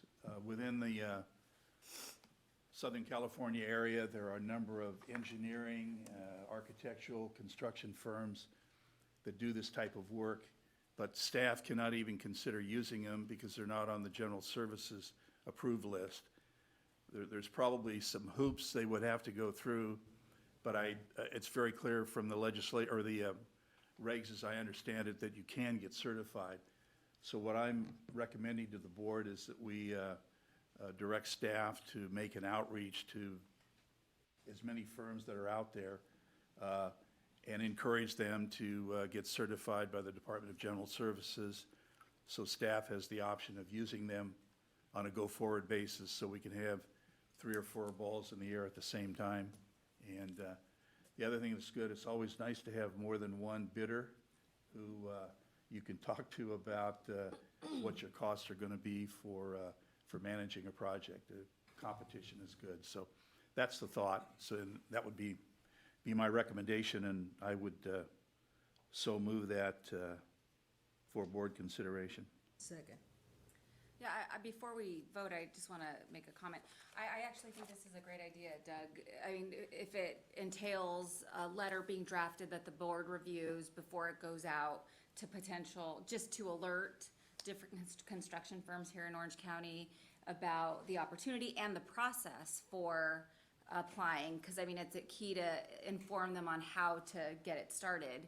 I mean, I think that that would be a great way to expand some of the contractors that we currently work with here at the fair. And I think it would be good for the Infrastructure Committee, Ashley and yourself, Natalie, to review that letter. I'd be very comfortable with staff and the committee doing that. It's there's just a lot of firms out there that do this kind of work, and it's good for business for us to make sure that we've got as many opportunities there to pursue as we can. Right. I mean, we could probably purchase a list from a neutral third party that provides us with all of the different engineering and construction firms located in Orange County or doing business here, and then, send a letter. I also think there's some that in the surrounding area, LA, San Diego, whatever, somewhere in the Southern California region. Obviously, Orange County would be prime. And I think you could call over to the city of Costa Mesa, talk to the Public Works Director, and he or she has probably got, a list with 50 people on it that, so the cities they do this all the time, so they can give that kind of information. Okay, great. Thank you, Director LaBelle. We have one. I have a question. Oh, go ahead. Is there a staff reaction to this proposal? No. I mean, it could be a very robust list. It's just the time to put it together, having the board review the letter. It's not a huge impact, but I know the board, this is an action item, so the board would have to, to vote to direct staff to do that. Okay, any other comments? No? Did you have anything to add? Sorry. We have one public comment, and that is Reggie Mendakis. I am Reggie Mendakis, and I'm discussing asking local construction project management firms to apply to Department of General Services for approval. So I support this. This is a great idea. Some sources for potential contractors are City of Costa Mesa, Orange County Transportation Authority, because they deal with a number of, they always are building something. City of Orange also does a lot of good projects that don't have to be done. You could also do City of Anaheim, because they're one of the larger cities, or City of Santa Ana. This is a good idea and will help speed up projects, because I think that at some point we're taking up too much of the capacity of California Construction Authority, because they have to serve the entire state. With that said, as our projects become more complicated, we need to consider that we need to have licensed California civil engineers and licensed California contractors involved in the process of specifying and designing the projects. This is important because if, for instance, take the example of Lot G, which they just finished paving a few weeks ago and are now ripping up for Cirque du Soleil, will rip up to put in utilities underground, and then we'll spend several $100,000 repairing it for no reason. So I'd like to point out that each Orange County city, the county, Orange County Transportation Authority have licensed California civil engineers and other highly trained construction professionals, including managers and inspectors, on staff, and they do projects similar to some of the ones that we're doing. The engineering license and other construction training includes training in selecting what types of construction is needed, how the construction needs to be done, and how the construction needs to be inspected. We don't have that expertise in-house. The issue that we're running into is that California Construction Authority manages a project which is handed to them. If you hand them a good project, they manage into a good project. If you give them a so-so project, they're gonna manage that project, and you're gonna get a so-so project because that's what you handed them. We don't have any engineers looking at the projects and saying, okay, what are your actual needs? What do we have to do differently? How can we make this work for your needs? And that's what we need to move to, and this is a process to move to that.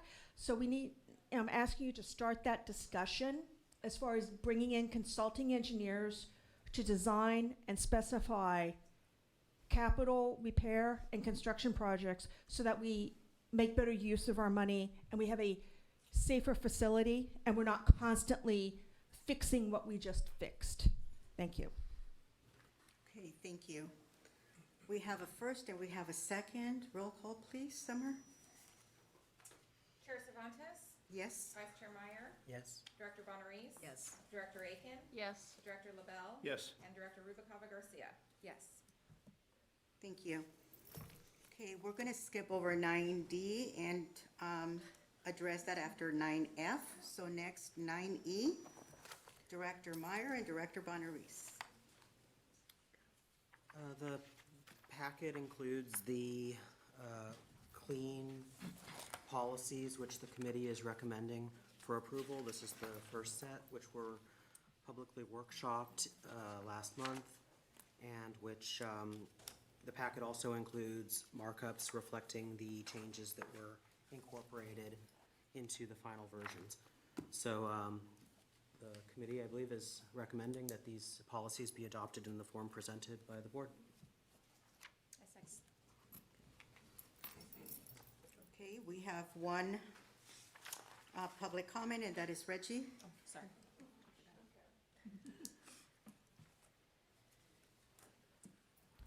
So I'd like to thank the committee for bringing these policies forward, for an enormous change, an enormous improvement over what we were dealing with before. And will hopefully lead to an organization that just, quite frankly, works better and is more transparent. And it's easier to deal with issues as they are, because every organization has difficult things they have to deal with. It's just a matter of how do you deal with them. So I'd just like to ask for consideration regarding Board Policy 2.01, institutional values. In January, and again earlier this week, a letter was sent from the Friends and Neighbors of the Orange County Fairgrounds requesting this language be added to Board Policy 2.01, institutional values. Respect for neighborhoods. We acknowledge that the 32nd DAA is surrounded by a residential neighborhood with schools, churches, and community uses adjacent to the property. We respect the rights of all of our neighbors to quiet enjoyment and use of their properties, and will endeavor to manage and operate the 32nd DAA in a manner consistent with that respect. So, again, I ask you to consider it, and please include it. It would be, this would be a really great thing for the neighbors to see that you are working towards a new dynamic, and that you are going to treat them the way that you would like to be treated at your own homes. So, thank you. Thank you, Reggie. Okay, Summer, will you assist us with a roll call, please? I do have a question. What is the committee's feeling on that? It seems to me just to be a very positive sort of statement that, I mean, that's what we want to do. We want to be good neighbors. Is there any particular angst that the committee would have with that language that Reggie read? Angst, no. I feel the draft is sufficiently addresses the It point. says community and neighborliness. Okay. I did have one item in a couple of the policies. You know, obviously, we're talking about potential problems from a ethics standpoint when a matter comes up that is at the staff level, it's up to our CEO to handle that. We don't get involved in that. If there are matters that gravitate to the CEO or one of her reports, then we get involved in it. Or if there are matters that relate to one or more board members, then we get involved in it. The language, as I read it, basically says, at that point in time, either the chair or the vice chair would be involved in understanding what that issue was. I think it's important, and all of these, hopefully they never happen, but stuff always happens. I think it's very important on a go-forward basis that the individual board members understand if there is an issue out there.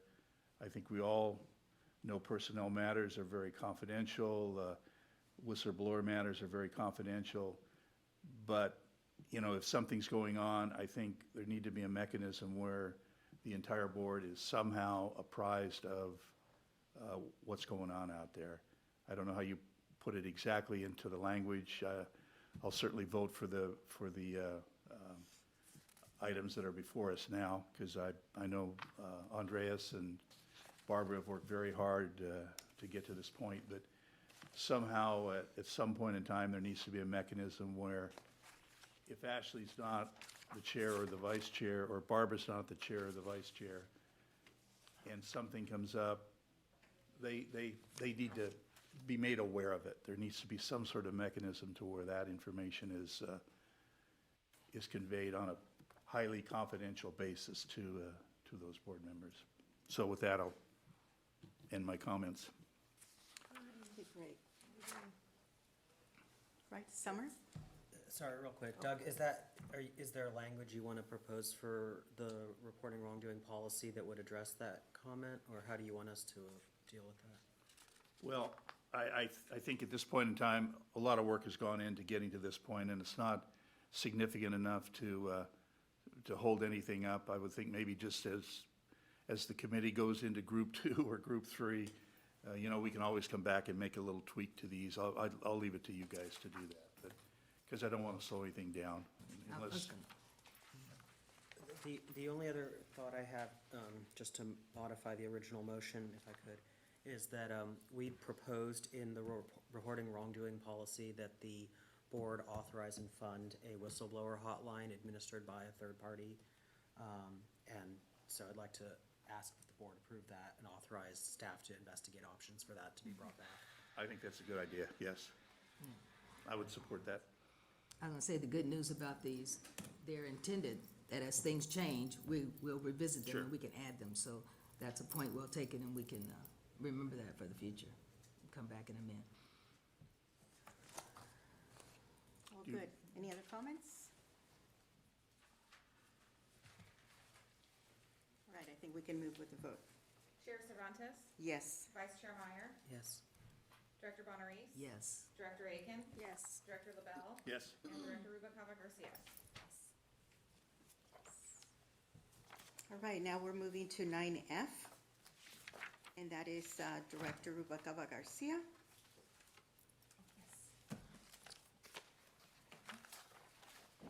So item F is the evaluation process for the new community engagement, which I highlighted in our chair reports. So at this time, I would like to turn it over to staff so they can share what we've come up with in more detail. Sure. Let's start with introducing the employee panel that is going to be working with the committee on an ongoing basis on this program. Summer, can we go to the next slide? And I think almost everybody is here, but just as a reminder, as part of the 2020 budget, this board approved a $150,000 fund to be used for community engagement activities and the 32nd DAA support of and sponsorship of various nonprofit and community events. And that was finally approved with the final version of the budget in December. In January, we formed the Community Engagement Employee Panel, and these are all employees who have volunteered to be on this panel. They're very community-minded.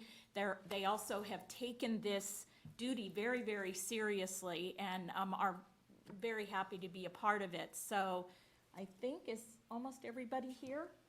Why don't you Yeah. stand if you could? And just, if I may, Michelle, so just to kind of remind everybody of how we got here. So in November, we had, was it November? We had our budget open session for the public or with the public. And we determined based on past experiences and some of the issues that the fair has dealt with, that it would be better to have a community engagement fund that we can review, include the public in the process. So this group has gotten together and really done an exceptional job developing criteria for applying for the funds and also for developing the application. So we are grateful for all of the work, I mean, hours of work. I've only, I've contributed. We had Robert and I met with them initially just to help set the stage for the expectations so that we can bring something back to the board, but they really ran with it and gave us more than we expected. So I'd like to thank everybody, but Michelle can introduce. Sure. So, Stan, if you're here, Arnold Wong, who is our information technician, Joan Hamill, our Director of Exhibits and Education, Evelyn Hernandez, HR Specialist, Thane Holman, Guest Experience Supervisor, Jason Jacobson, Technology and Production Director, Terry Moore, Communications Director, Jennifer Olvera, Event Services Supervisor, Carol Singleton, Heroes Hall Supervisor, Jeff Wilson, Entertainment Supervisor, and Evie Young, Centennial Farm Supervisor. So this is our employee panel. And as you can tell from the makeup of everybody affiliated or contributing to this committee, it's a well-rounded committee of every department, every facet of what we do here at OC Fair. So it really is being well represented by individuals who are experts in this area and who really do care about making sure that we remain true to our roots and are fulfilling the mission of the OC Fair and Event Center, and also just making sure that we have transparency. And that's one of the things that I've been most impressed with during this process, as they've been recommending certain things that go into the application process. So. Yes. So thank you. So indeed, they have done a lot of work. This is the approval criteria that is being used, that decisions for support will be based on how well the community group or nonprofit organization, project, or event helps Orange County's diverse communities, the extent of overall community benefit the organization, project, or event will have, how closely the organization, project, or event matches our own mission, how well they provide or can provide trade value, so that as we're providing support to that organization, what can they do to help us promote the fair, for example, or our other community programs that are here. And then certainly their non-discriminatory practices as well. The committee will always consider that. The process that the committee is recommending is that the employee panel will receive applications on a quarterly cycle, and those applications, the application will be on our website with all of the instructions, and we'll also do a communications plan to get it out into the community that we're launching this. The committee, Director Rubalcava Garcia and Director Ruiz will meet with the employee panel. They're thinking 3 times a year to start, to review the applications and then make their recommendations. And then the committee will present those recommendations to the full board at the next board meeting so that the full board can vote on that support. Then the employee panel will go to work coordinating all of the required paperwork to initiate whatever support is approved. And the employee panel will work with the receiver of that support on required wrap-up reporting and tracking so that we know where the support is going, where the dollars are going, and that there's adequate tracking and reporting of that as well.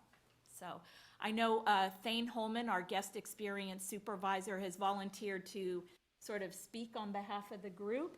So he's happy to answer any questions. And Thane, I think you had a couple of points of discussion from the group as well, right, that you wanted to bring forward? Sure.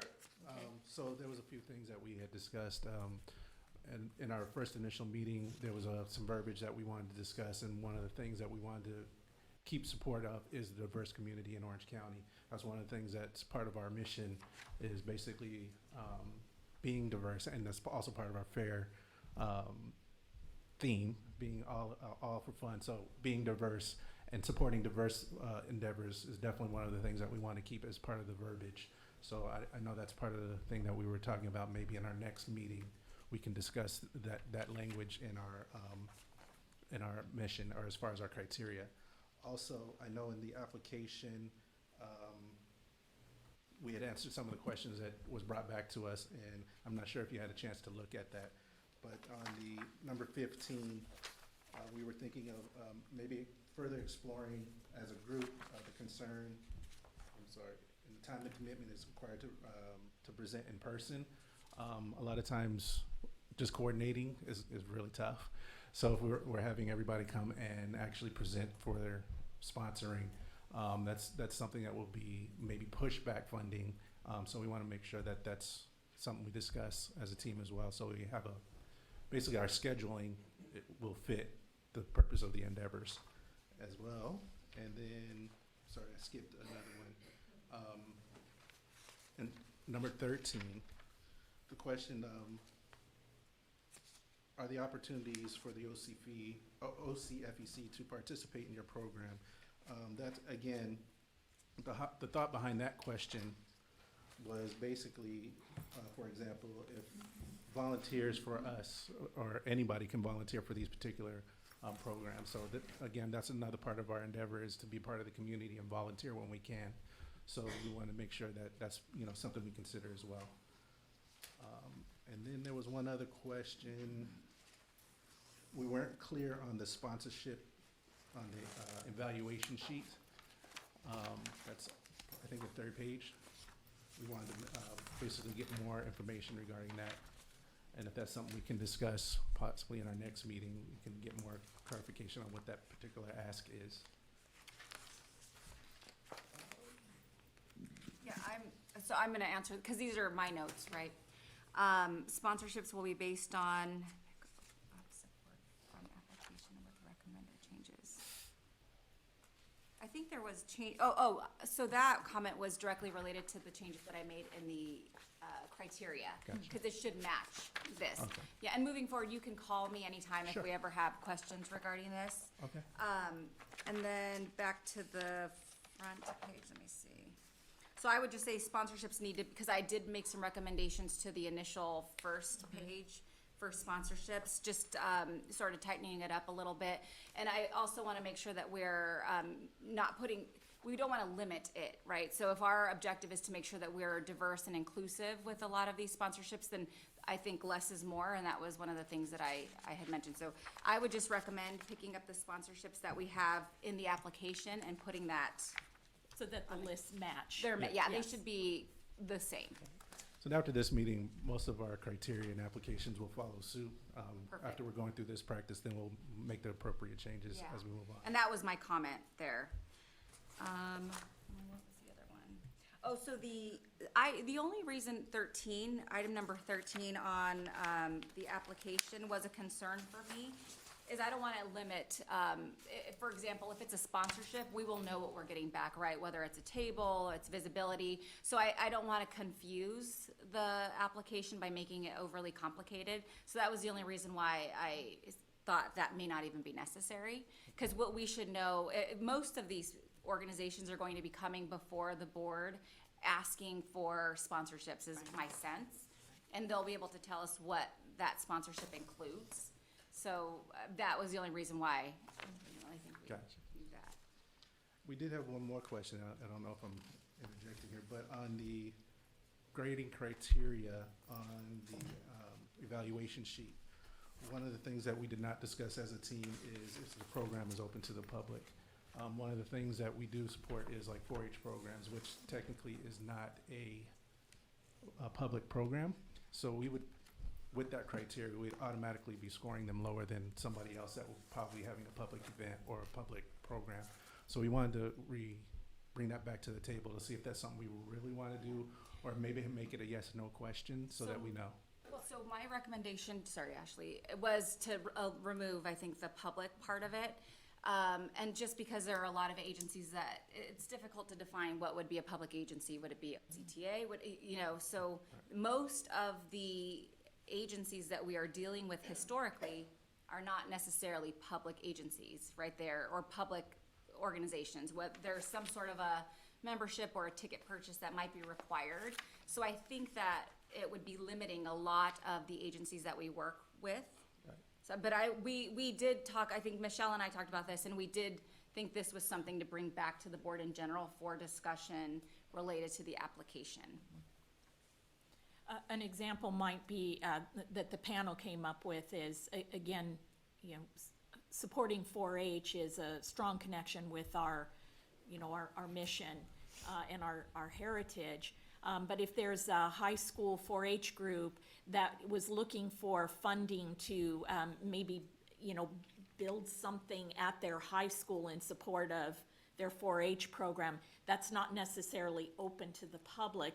Would they be scored lower in the evaluation because, they want us to give them funding to build new pig pens at their, at their high school 4-H program?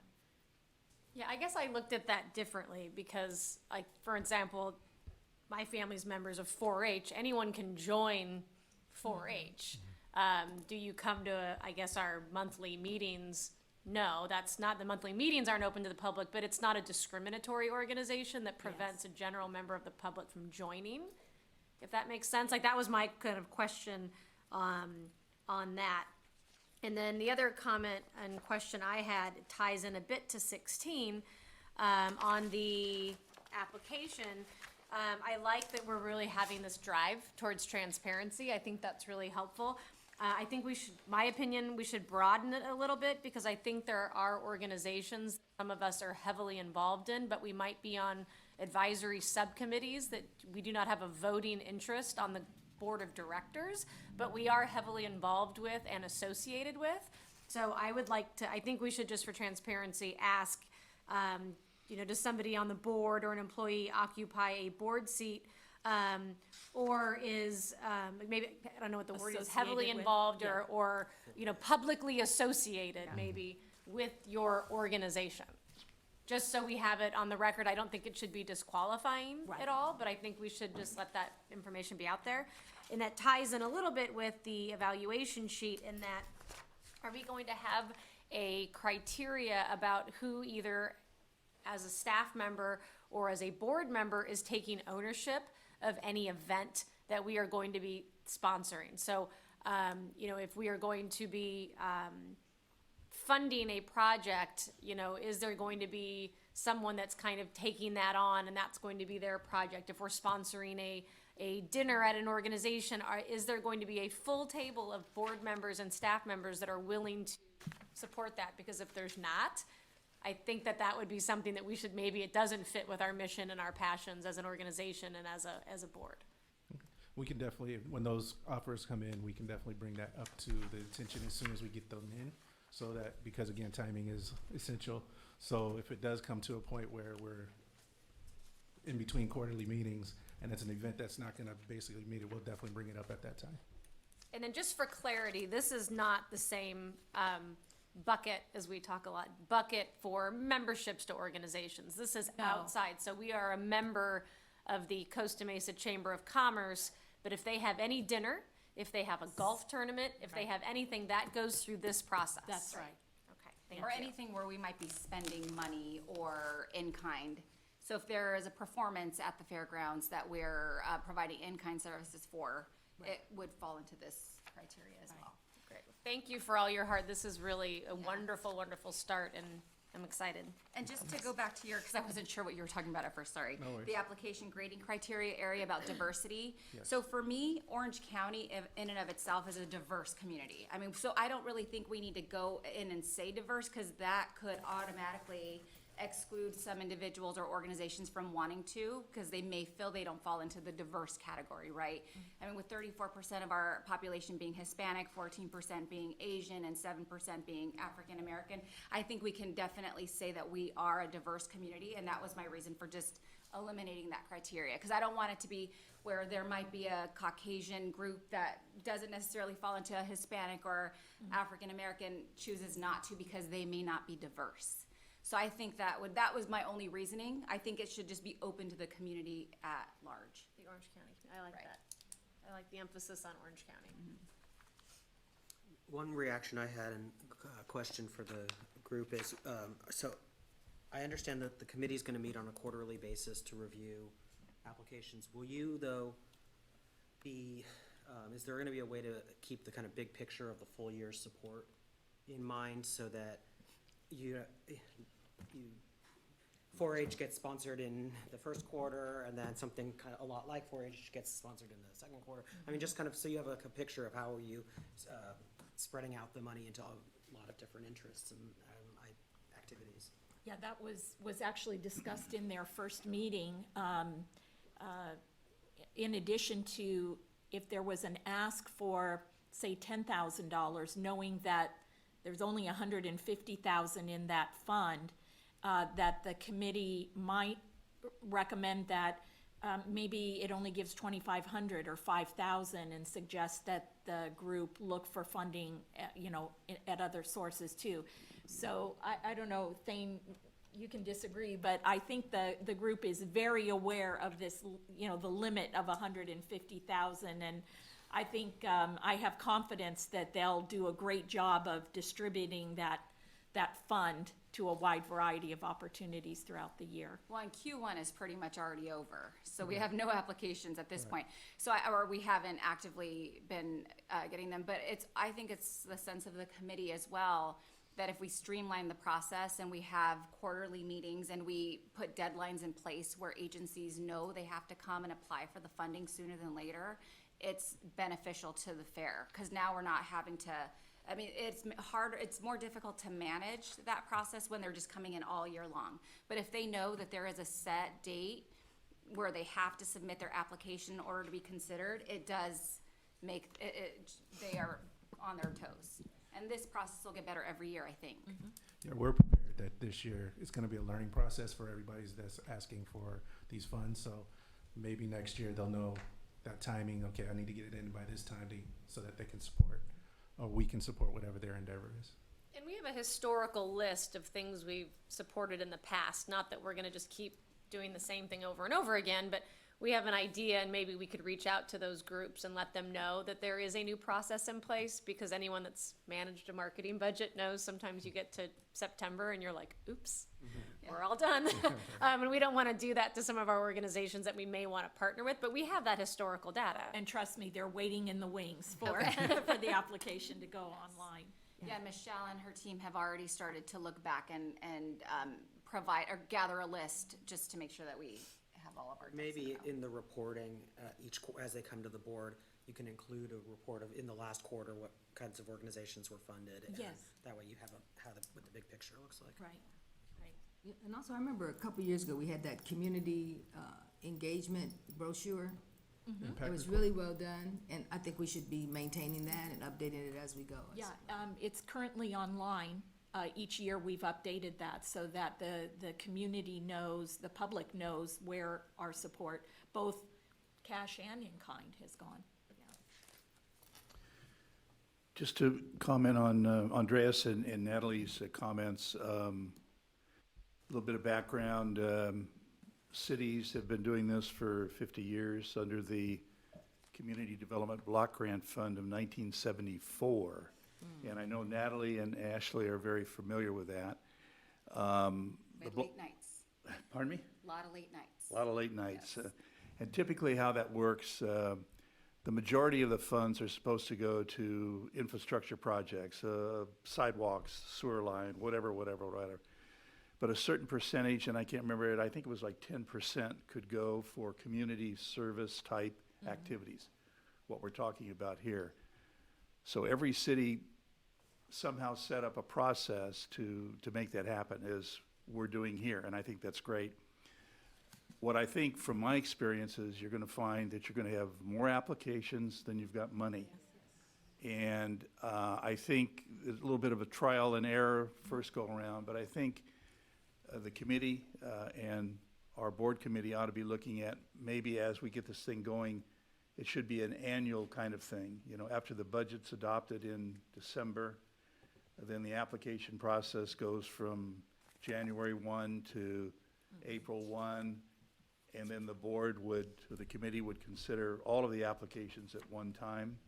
And I think quarterly is fine to get this thing going, but I think from a staff standpoint and a committee standpoint, you're probably going to find it's going to be just as easy to do it one time a year. And what I've found happen in the past, that when those grants come to the city council or the board for approval, generally it's whatever the committee has come up with. You know, it's because a lot of work goes into evaluating all of these, and generally you don't want to start playing around with, well, this organization should get $1 more than this one, that sort of thing. But I think I commend you for all of the hard work, and I think this is exactly what we need to be doing. And I just think that that as we get into it, you're going to find that doing it once or maybe twice a year is going to be much more efficient than trying to do it 4 times a year. But I support the recommendation completely. All right, so do we have a motion? I move we approve it as recommended. Second. Okay, we do have one public comment card, and that is Reggie.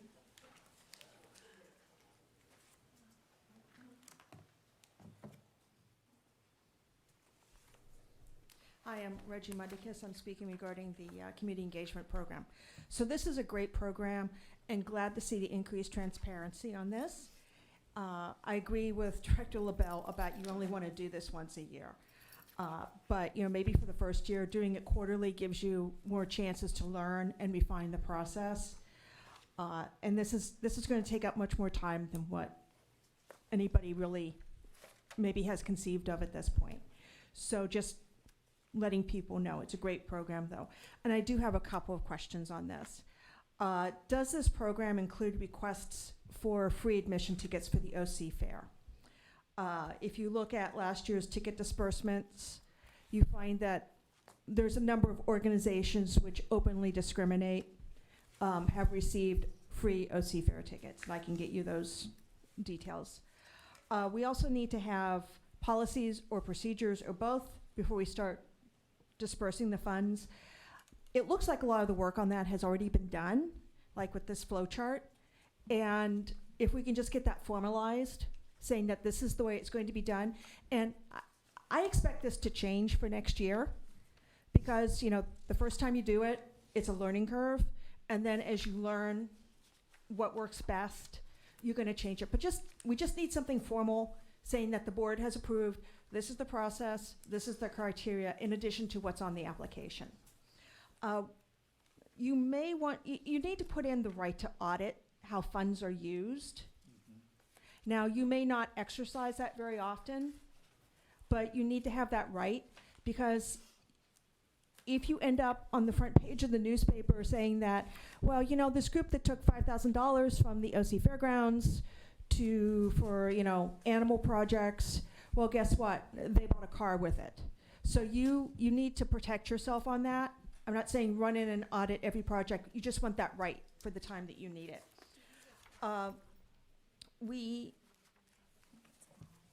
You know, you also have to avoid conflicts of interest, because that's been a problem with these type of fund disbursements in the past.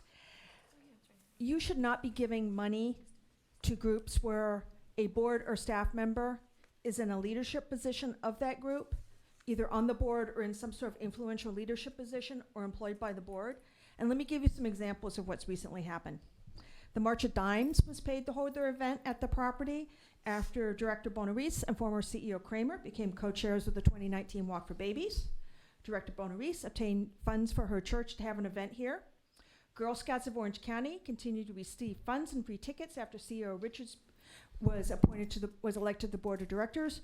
Costa Mesa Chamber of Commerce has received a lot of money, while both CEO Kramer is on the board and now VP Carnes is on the board. So please prevent conflicts of interest. Thanks. Just a comment, if I can. Reggie makes an excellent point on the audit. Under block grant programs, the federal government would come back 2 or 3 years later and go through every penny you've spent. You better do it right, because, then you end up paying back potentially large sums of money. So that's a very good point Reggie makes. I agree. That should go in the sponsorship agreement as an audit right, and they need to provide documentation showing that the money was spent as they proposed it in their proposal. Right, and that's part of that wrap-up reporting and tracking. The committee did talk about that, including that in the process.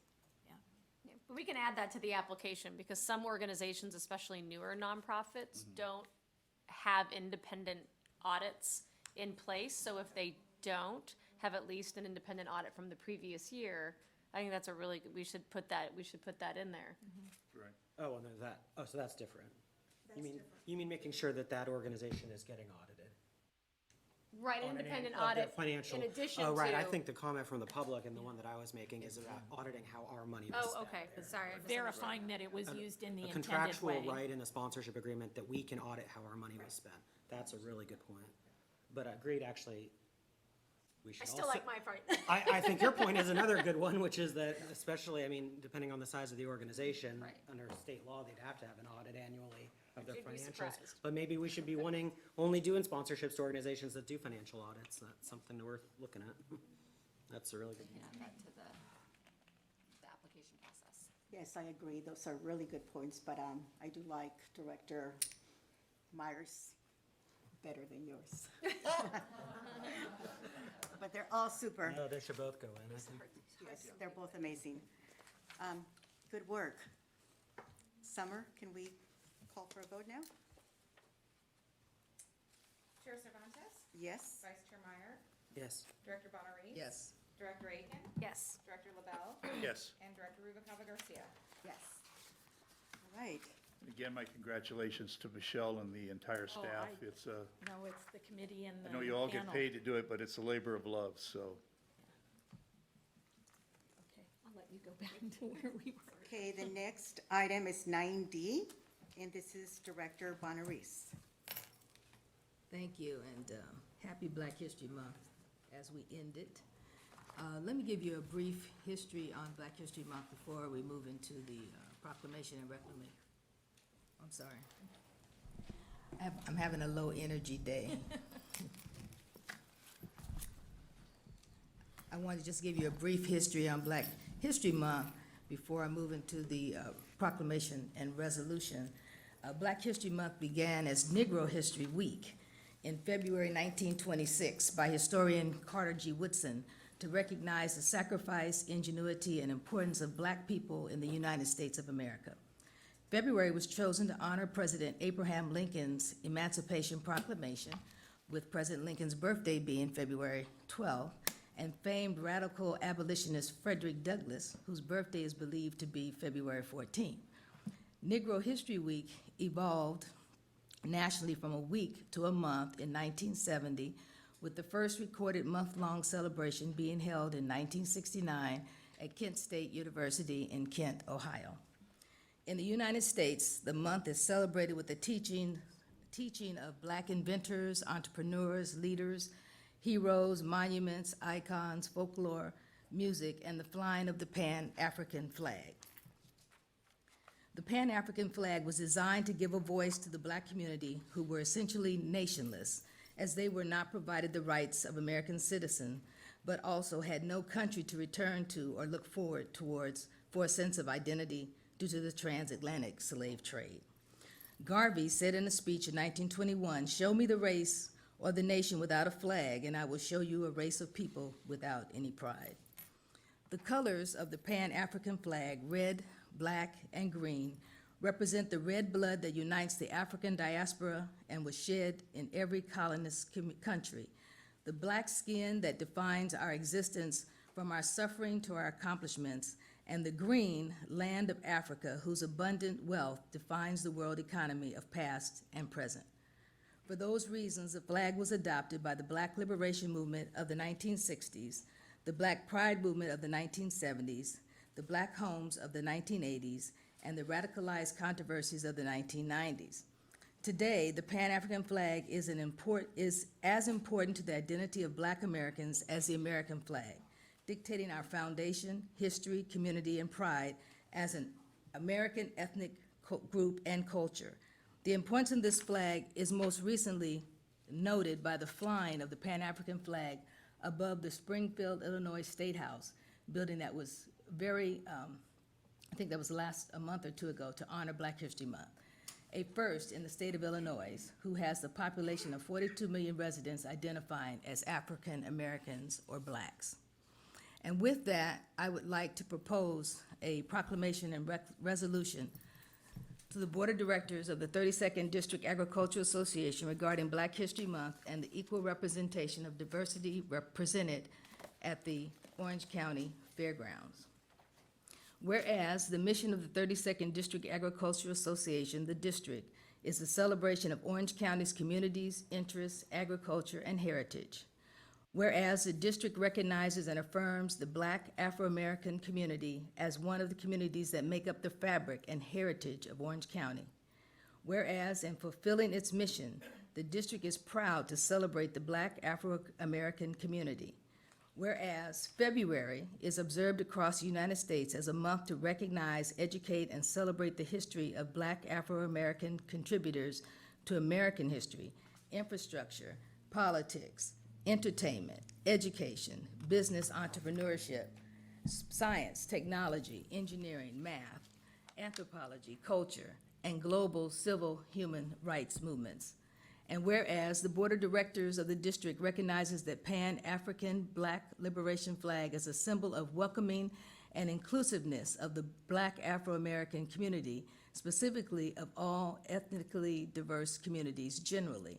Now, therefore, the Board of Directors of the district hereby proclaims February as Black History Month at the OC Fair and Event Center. Further resolved that the Board of Directors of the district hereby reaffirms the principles of diversity, inclusion, and non-discrimination as core institutional values of the district and the OC Fair and Event Center. Further resolved that the Board of Directors hereby reaffirms its policy prohibiting discrimination by the district on the basis of any characteristic protected by the law, and in proclaiming Black History Month at the OC Fair and Event Center expressly notes that this prohibition applies to discrimination against any person on the basis of their race, ethnicity, and nationality. And further resolved that the Board of Directors hereby directs that the Pan-African flag be flown every February henceforth alongside all official flags that are displayed on the district's property as a symbol of the district's belief in the equal dignity of all persons who visit the fair's grounds and of the district's commitment to welcoming and including people of all backgrounds and identities to the Orange County Fair and Event Center. And whereas there are only 2 days left in this year's Black History Month, the Pan-African flag will be flown during the 2020 OC Fair. And further resolved that the Board of Directors, in the continued belief in the equal dignity of all persons who visit the fairgrounds and commitment to welcoming and including people of all backgrounds and identities to the OC Fair and Event Center, hereby direct staff to research commissioning a public art project to include a mural representing all of the diversity existent in Orange County, California, to proclaim that no community member be left in the dark, unrepresented by the OC Fair and Event Center.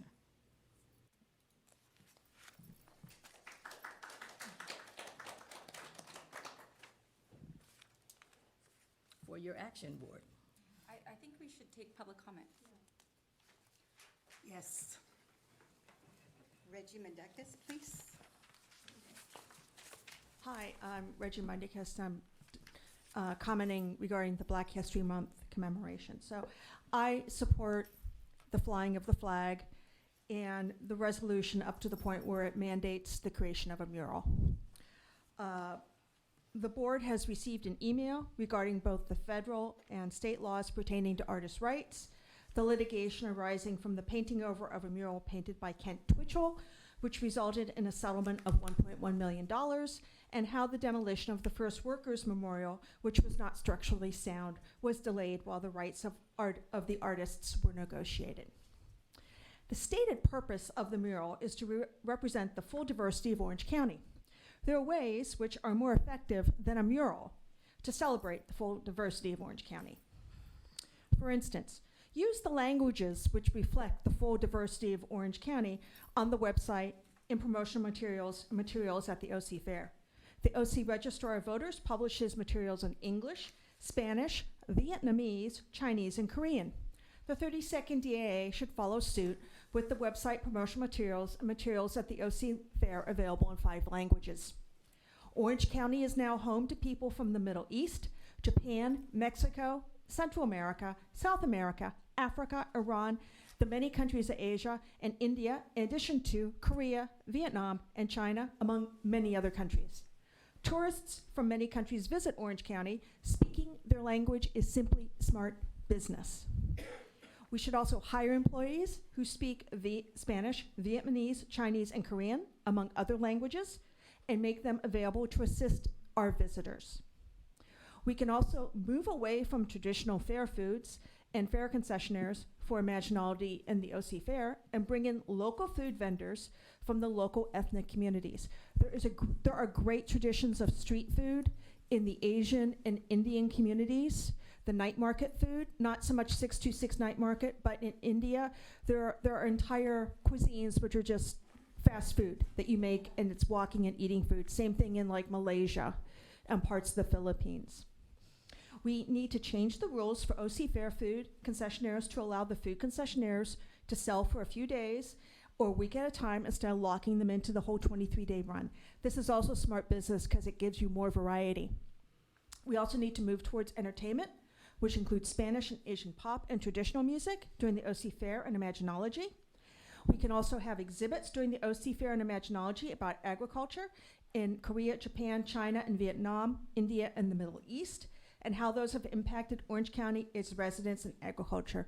We have many other choices besides just a mural, which comes with a bundle of legal rights, which is difficult to navigate, and quite frankly, a mural can preclude even routine maintenance on a building.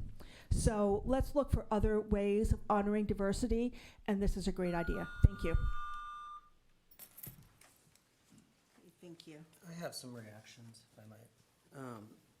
And I'm, in a very general way, a huge proponent of all diversity and inclusion measures. I think they are critically important.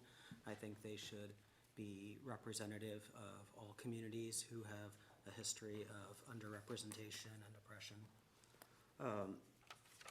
Some aspects of this proposal make me feel like they are targeted response to actions the board took last year, and I want to object to that. And that includes the language in the top of the resolution that refers to equal representation of diversity, which suggests to me that there is a thought that the action we took last year to raise the rainbow pride flag is in some way a detraction from that, or is in some way raising one community above others. I object to that point very strongly. I believe that the rainbow pride flag represents all diverse communities. The LGBTQ movement, unlike others, is an intersectional movement. Members of the LGBTQ community are members of all diverse communities. And I think it's important to reflect on the fact that our community is trying to raise every diverse community because every other diverse community is represented in ours. I also just have to observe the curious point that the proponent of this resolution seems to have cribbed from the one that I wrote last year and yet voted against it herself, which I also take some issue with. So I simply want to lodge my objection. I have no problem with supporting this, with supporting the idea that all communities should be celebrated, but for some reason this feels to me like an attack on what we did last year, particularly given the length of time that Director Bonarise has been a member of this board, and why she waited until now to bring this forward, to me is very peculiar and feels, frankly, like an attack. Okay.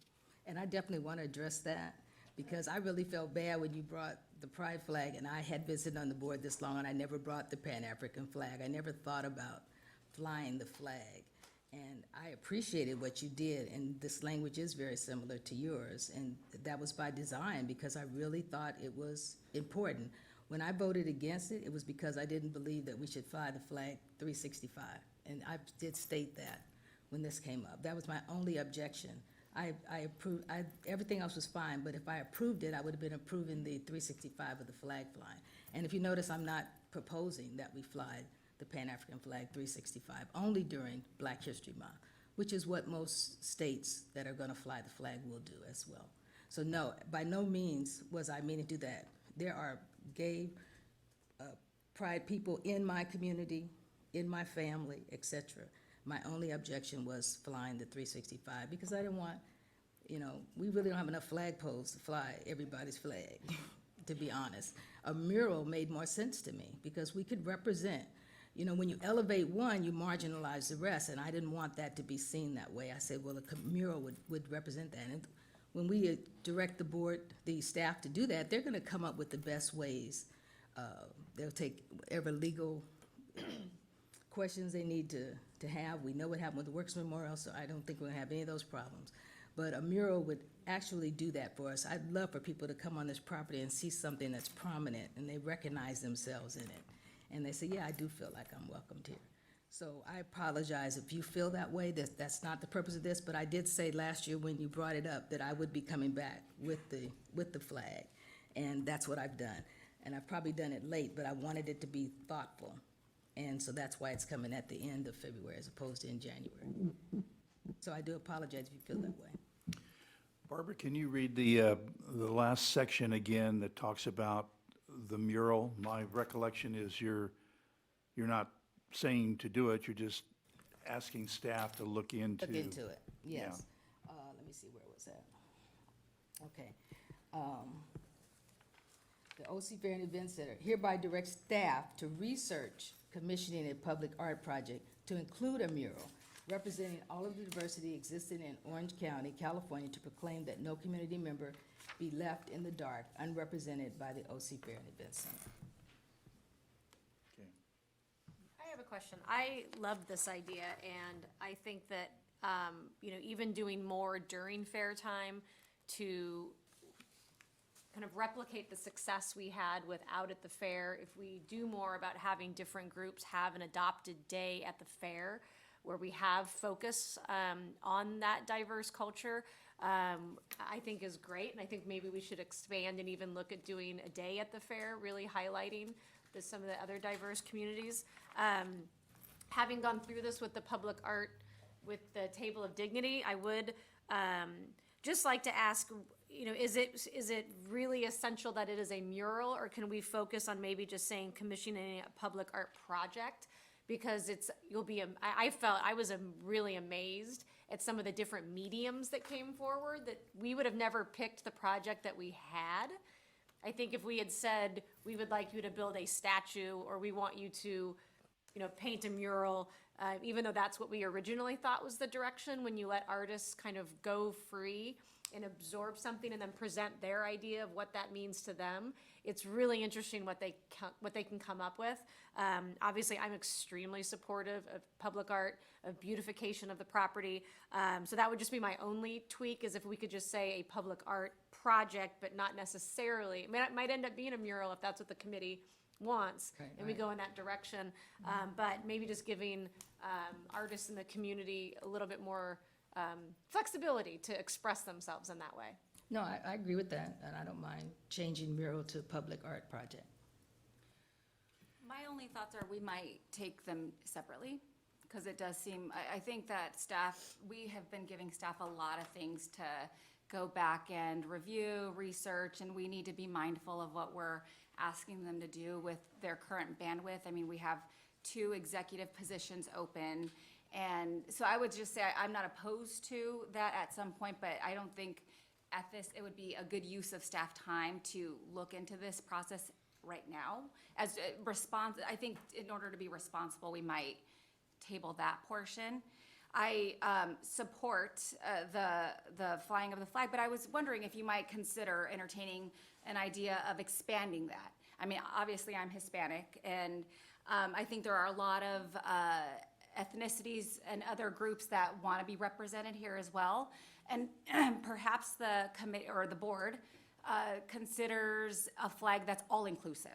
that we fly year-round at the fair, and it represents all of our different groups that might have a designated month to them. And I know the American flag is what you're pointing at. And the California However, flag, really. we still have this flag coming to the board for consideration. And just in terms of making sure that we're, not having this, I mean,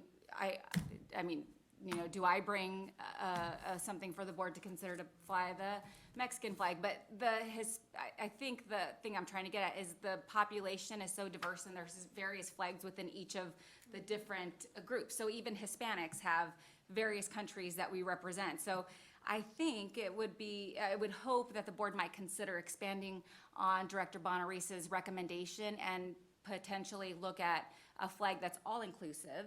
And I actually did some research when I saw this pop onto the agenda, and there are flags out there that have various countries represented. They have different, it could even be custom. I mean, our theme this year is all for fun, or fun for all.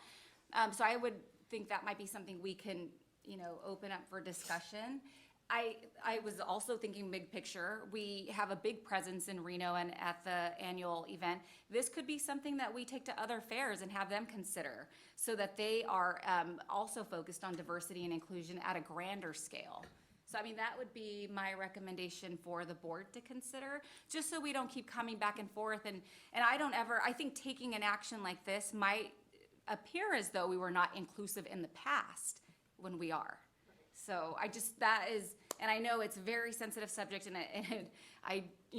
but I just think that it would be a broader discussion that we should have and expand on this opportunity, so. Sure, and I want to say there is no time frame we're giving staff to do this. We're just asking them to, at some point, look at it. Fair is how many months away? Yeah, so. Well, I really like everything that you said. I think it's really important that we do really have a good conversation about it, and make sure that that we maybe explore that possibility of the unity type of a flag that, I don't know, I'm thinking in my head at my house, if there is something that says everybody welcome, then you're welcome as soon as you get in. So something to that effect where maybe other fairgrounds, other fairs,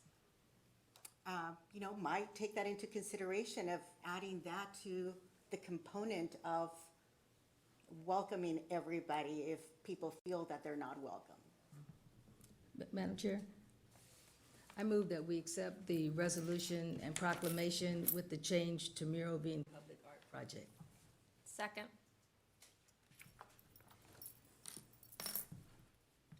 Okay, we do not have any additional cards, so Call the question.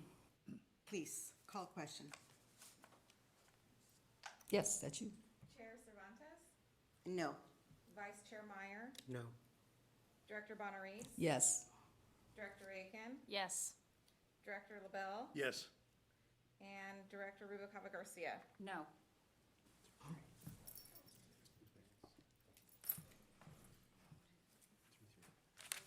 Okay, now we will go ahead and move on to, It passed, right?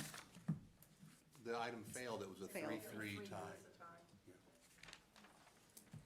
okay, this is, we are now going to move into closed session. Oh, I'm sorry. I'm sorry. There was one item that I wanted to add. Is it Yes, too go late? ahead. Okay.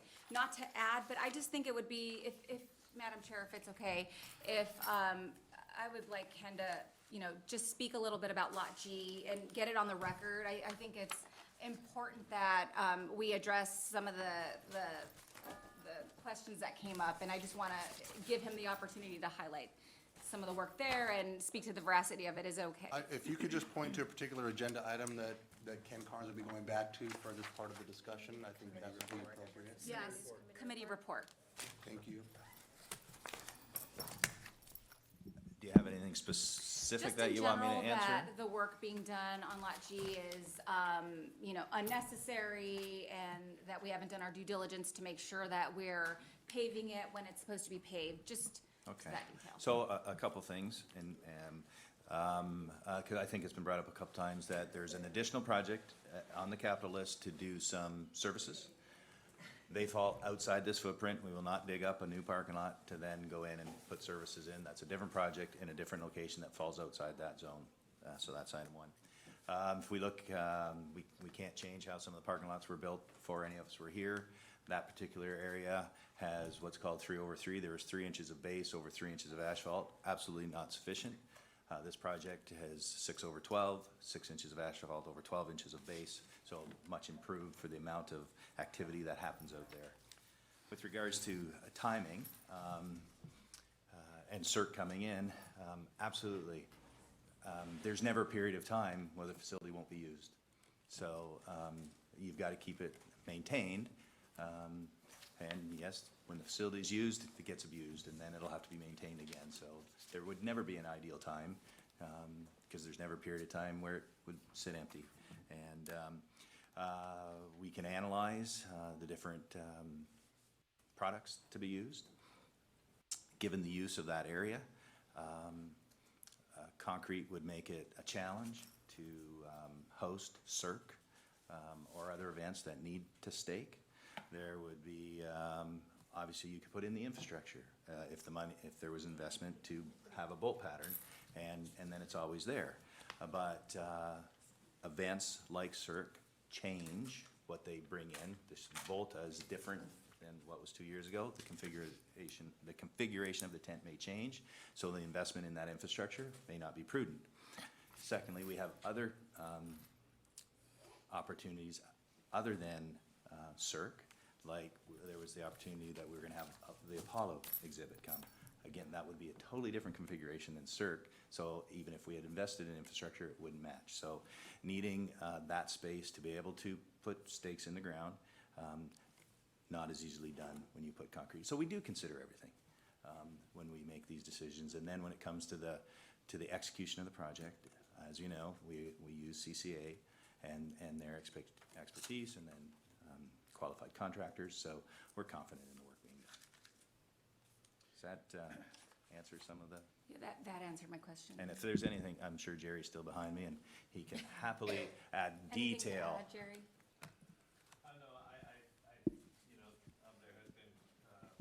Do you want to come to the microphone, Jerry? Well, Jerry's going up there. Let me just add something. Many years ago, in one of my earlier cities, a decision was made to concrete a large road segment area. And when we did that, we double-checked, triple-checked, quadruple-checked everything that was under there, or that would ever go under there, because you aren't going to tear up that concrete. And I think that's the point that Ken is making. It holds up better, but Not the right application there. Yeah, and that's what I just was agreeing more or less with what Ken was saying. I mean, currently, right now, it's not just the stakes, but I think we've got over 50 fence posts that just got driven into the ground to isolate that area. You know, there's the potential of temporary legs and stuff, but they get blown around with the wind, and you go in and sandbagging it.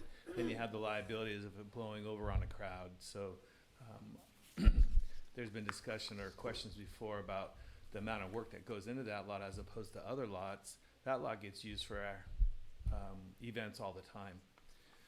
The other lots don't. They're parking lots. This one gets ride and drives. It's got the CERC. It's had the marketplace is now moved out there, or the Asian night market that we have. They've expanded, so it's not a space that is just parking lot. It's storage. We have heavy storage out there, and like Ken said, we don't know that the asphalt's 3 inches until it fails and we take it out and replace it. There's areas in Lot C that we know that's only 1.5 to 2 inches of asphalt. So we have plans on repairing that as well. So it's the concrete's great, like Doug was saying. The concrete works, but then we're never going back in there again to change anything unless we're doing a substantial amount of work. And we're not going to drive stakes in it. We're not going to. It limits the ability to use it. And that is all, like Ken said, that's always in consideration. You saw the renderings of just the drawings for the business development area.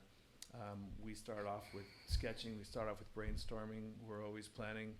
I've been doing this for a long time, and I'm very confident in my team, very confident in how I approach projects, and I think we're doing it the right way.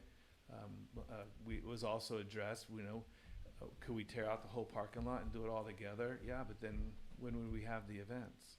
So we do piece around because we're trying to plan around events.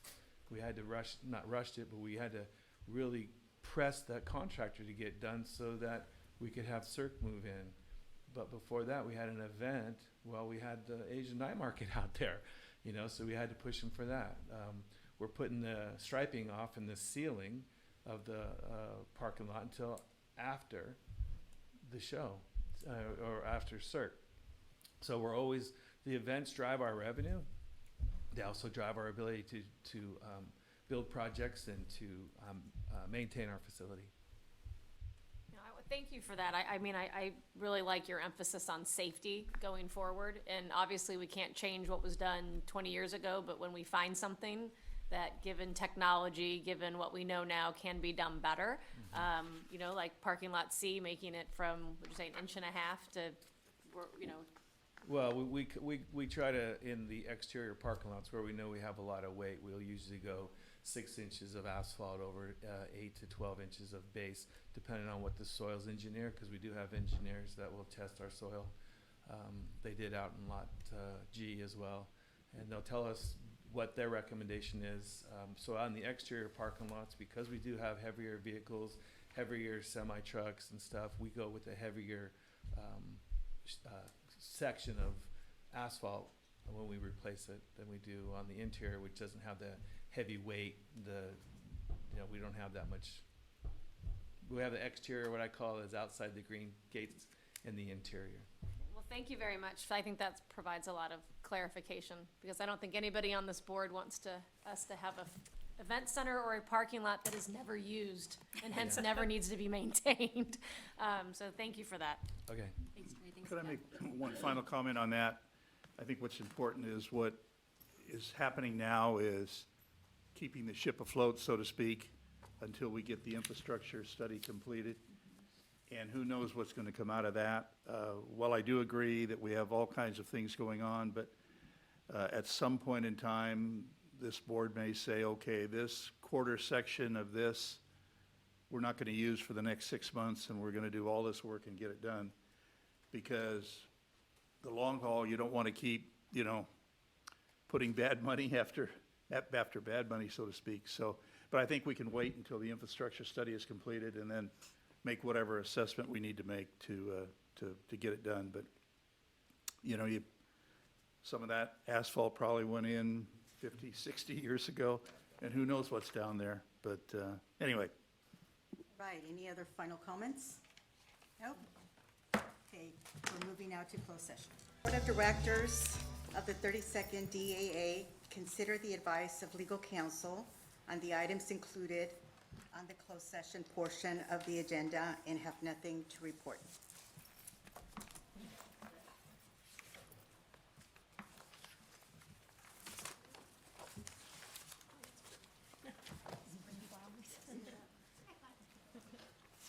Okay, we're going to move into Board of Directors, matters of information. And I will go ahead and start with Director Myers, if it's okay. Sure. Right. I have some difficult news that I'm sorry to report, which is that due to family medical issues, I'm going to have to take some time away from the board. I'm going to have to resign from my position as vice chair, and hope to be back.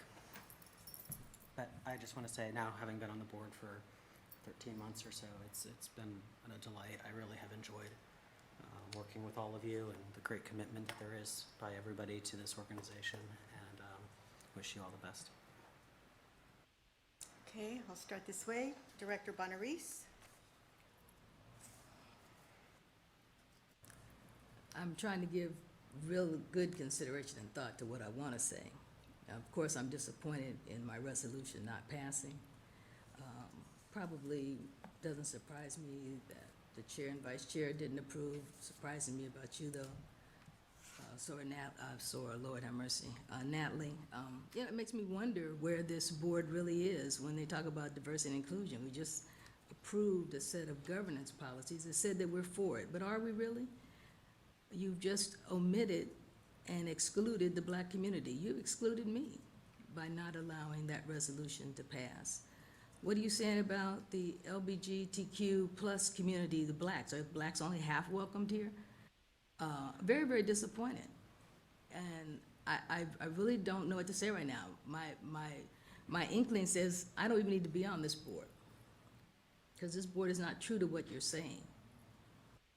You are not, you're gonna send this message out as people interview me about the black community that you really, I don't know if you really in your hearts mean it or not, but this is how it came across. I'm very upset about it. I'm very upset about it. I telegraphed last year I was gonna bring the flag. I used the same exact language that you approved for the pride flag for this flag, the same exact language. And you still voted it down. I don't get it. Is that what we want to be seen as, is not welcoming to everybody? Because you just said you're not, as a board. So, maybe I just need time to sleep on it, but I don't think so. This is a hurting event for me as the only black member of this board to have been turned down this way in a proposal that was written exactly like one you've already approved.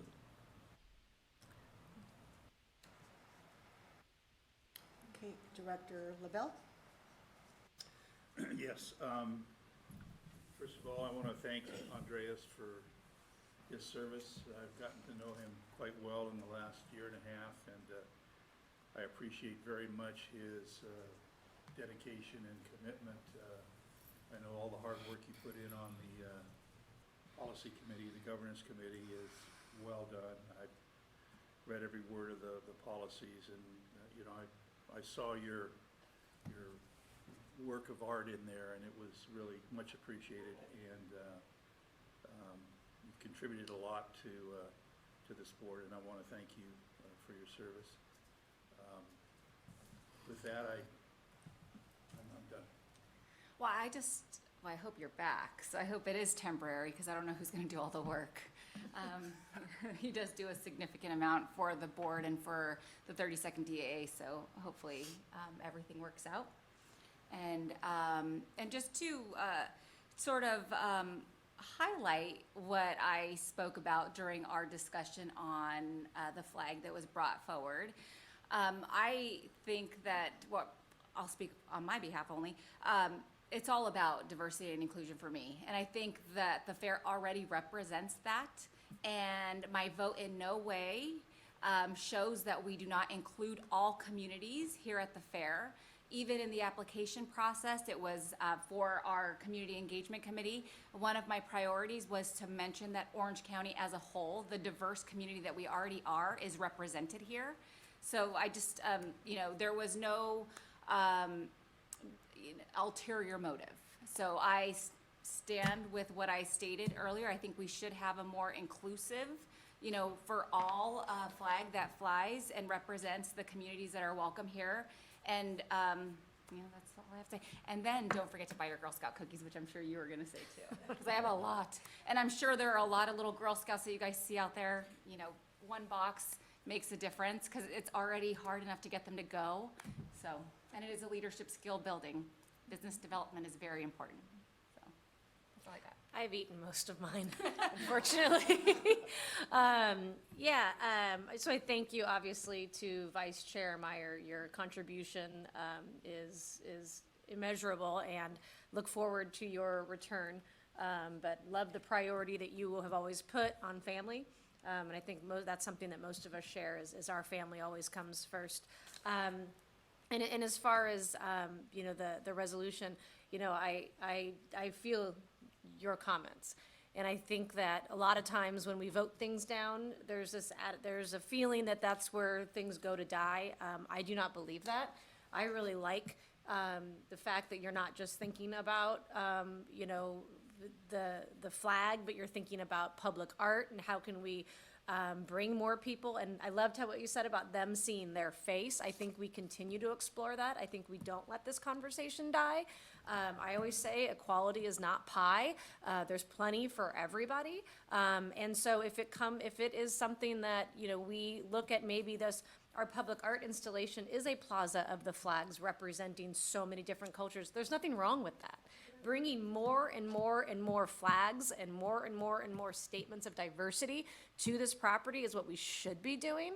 And so I think I will partner with you to not let this conversation die and make sure that we keep having it and we keep, you know, pushing people outside their comfort zone, making sure that communities we haven't even thought of yet are being felt. And I do think we should really look at the fair, figure out what day we can as a designated day during the fair to welcome the African American community, because I can think of no other community in our country's history that has been more oppressed by violence and not just racism outright, but institutional racism in all of our governments and all of our, in the way our society is set up. I think it is something that we need to continue to highlight because it definitely hasn't been solved. So, I appreciate your comments. I really do. Because when we elevate one, we marginalize the other. We have a token community now.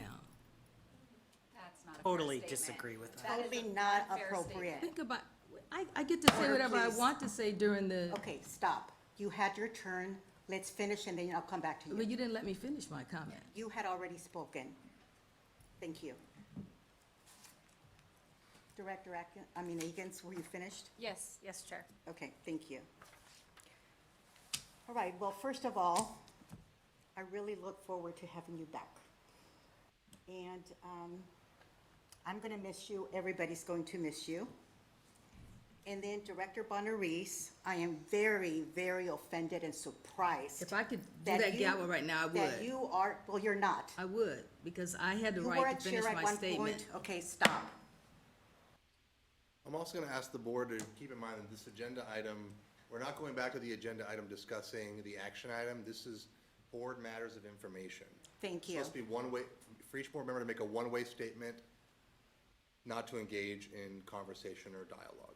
Thank you.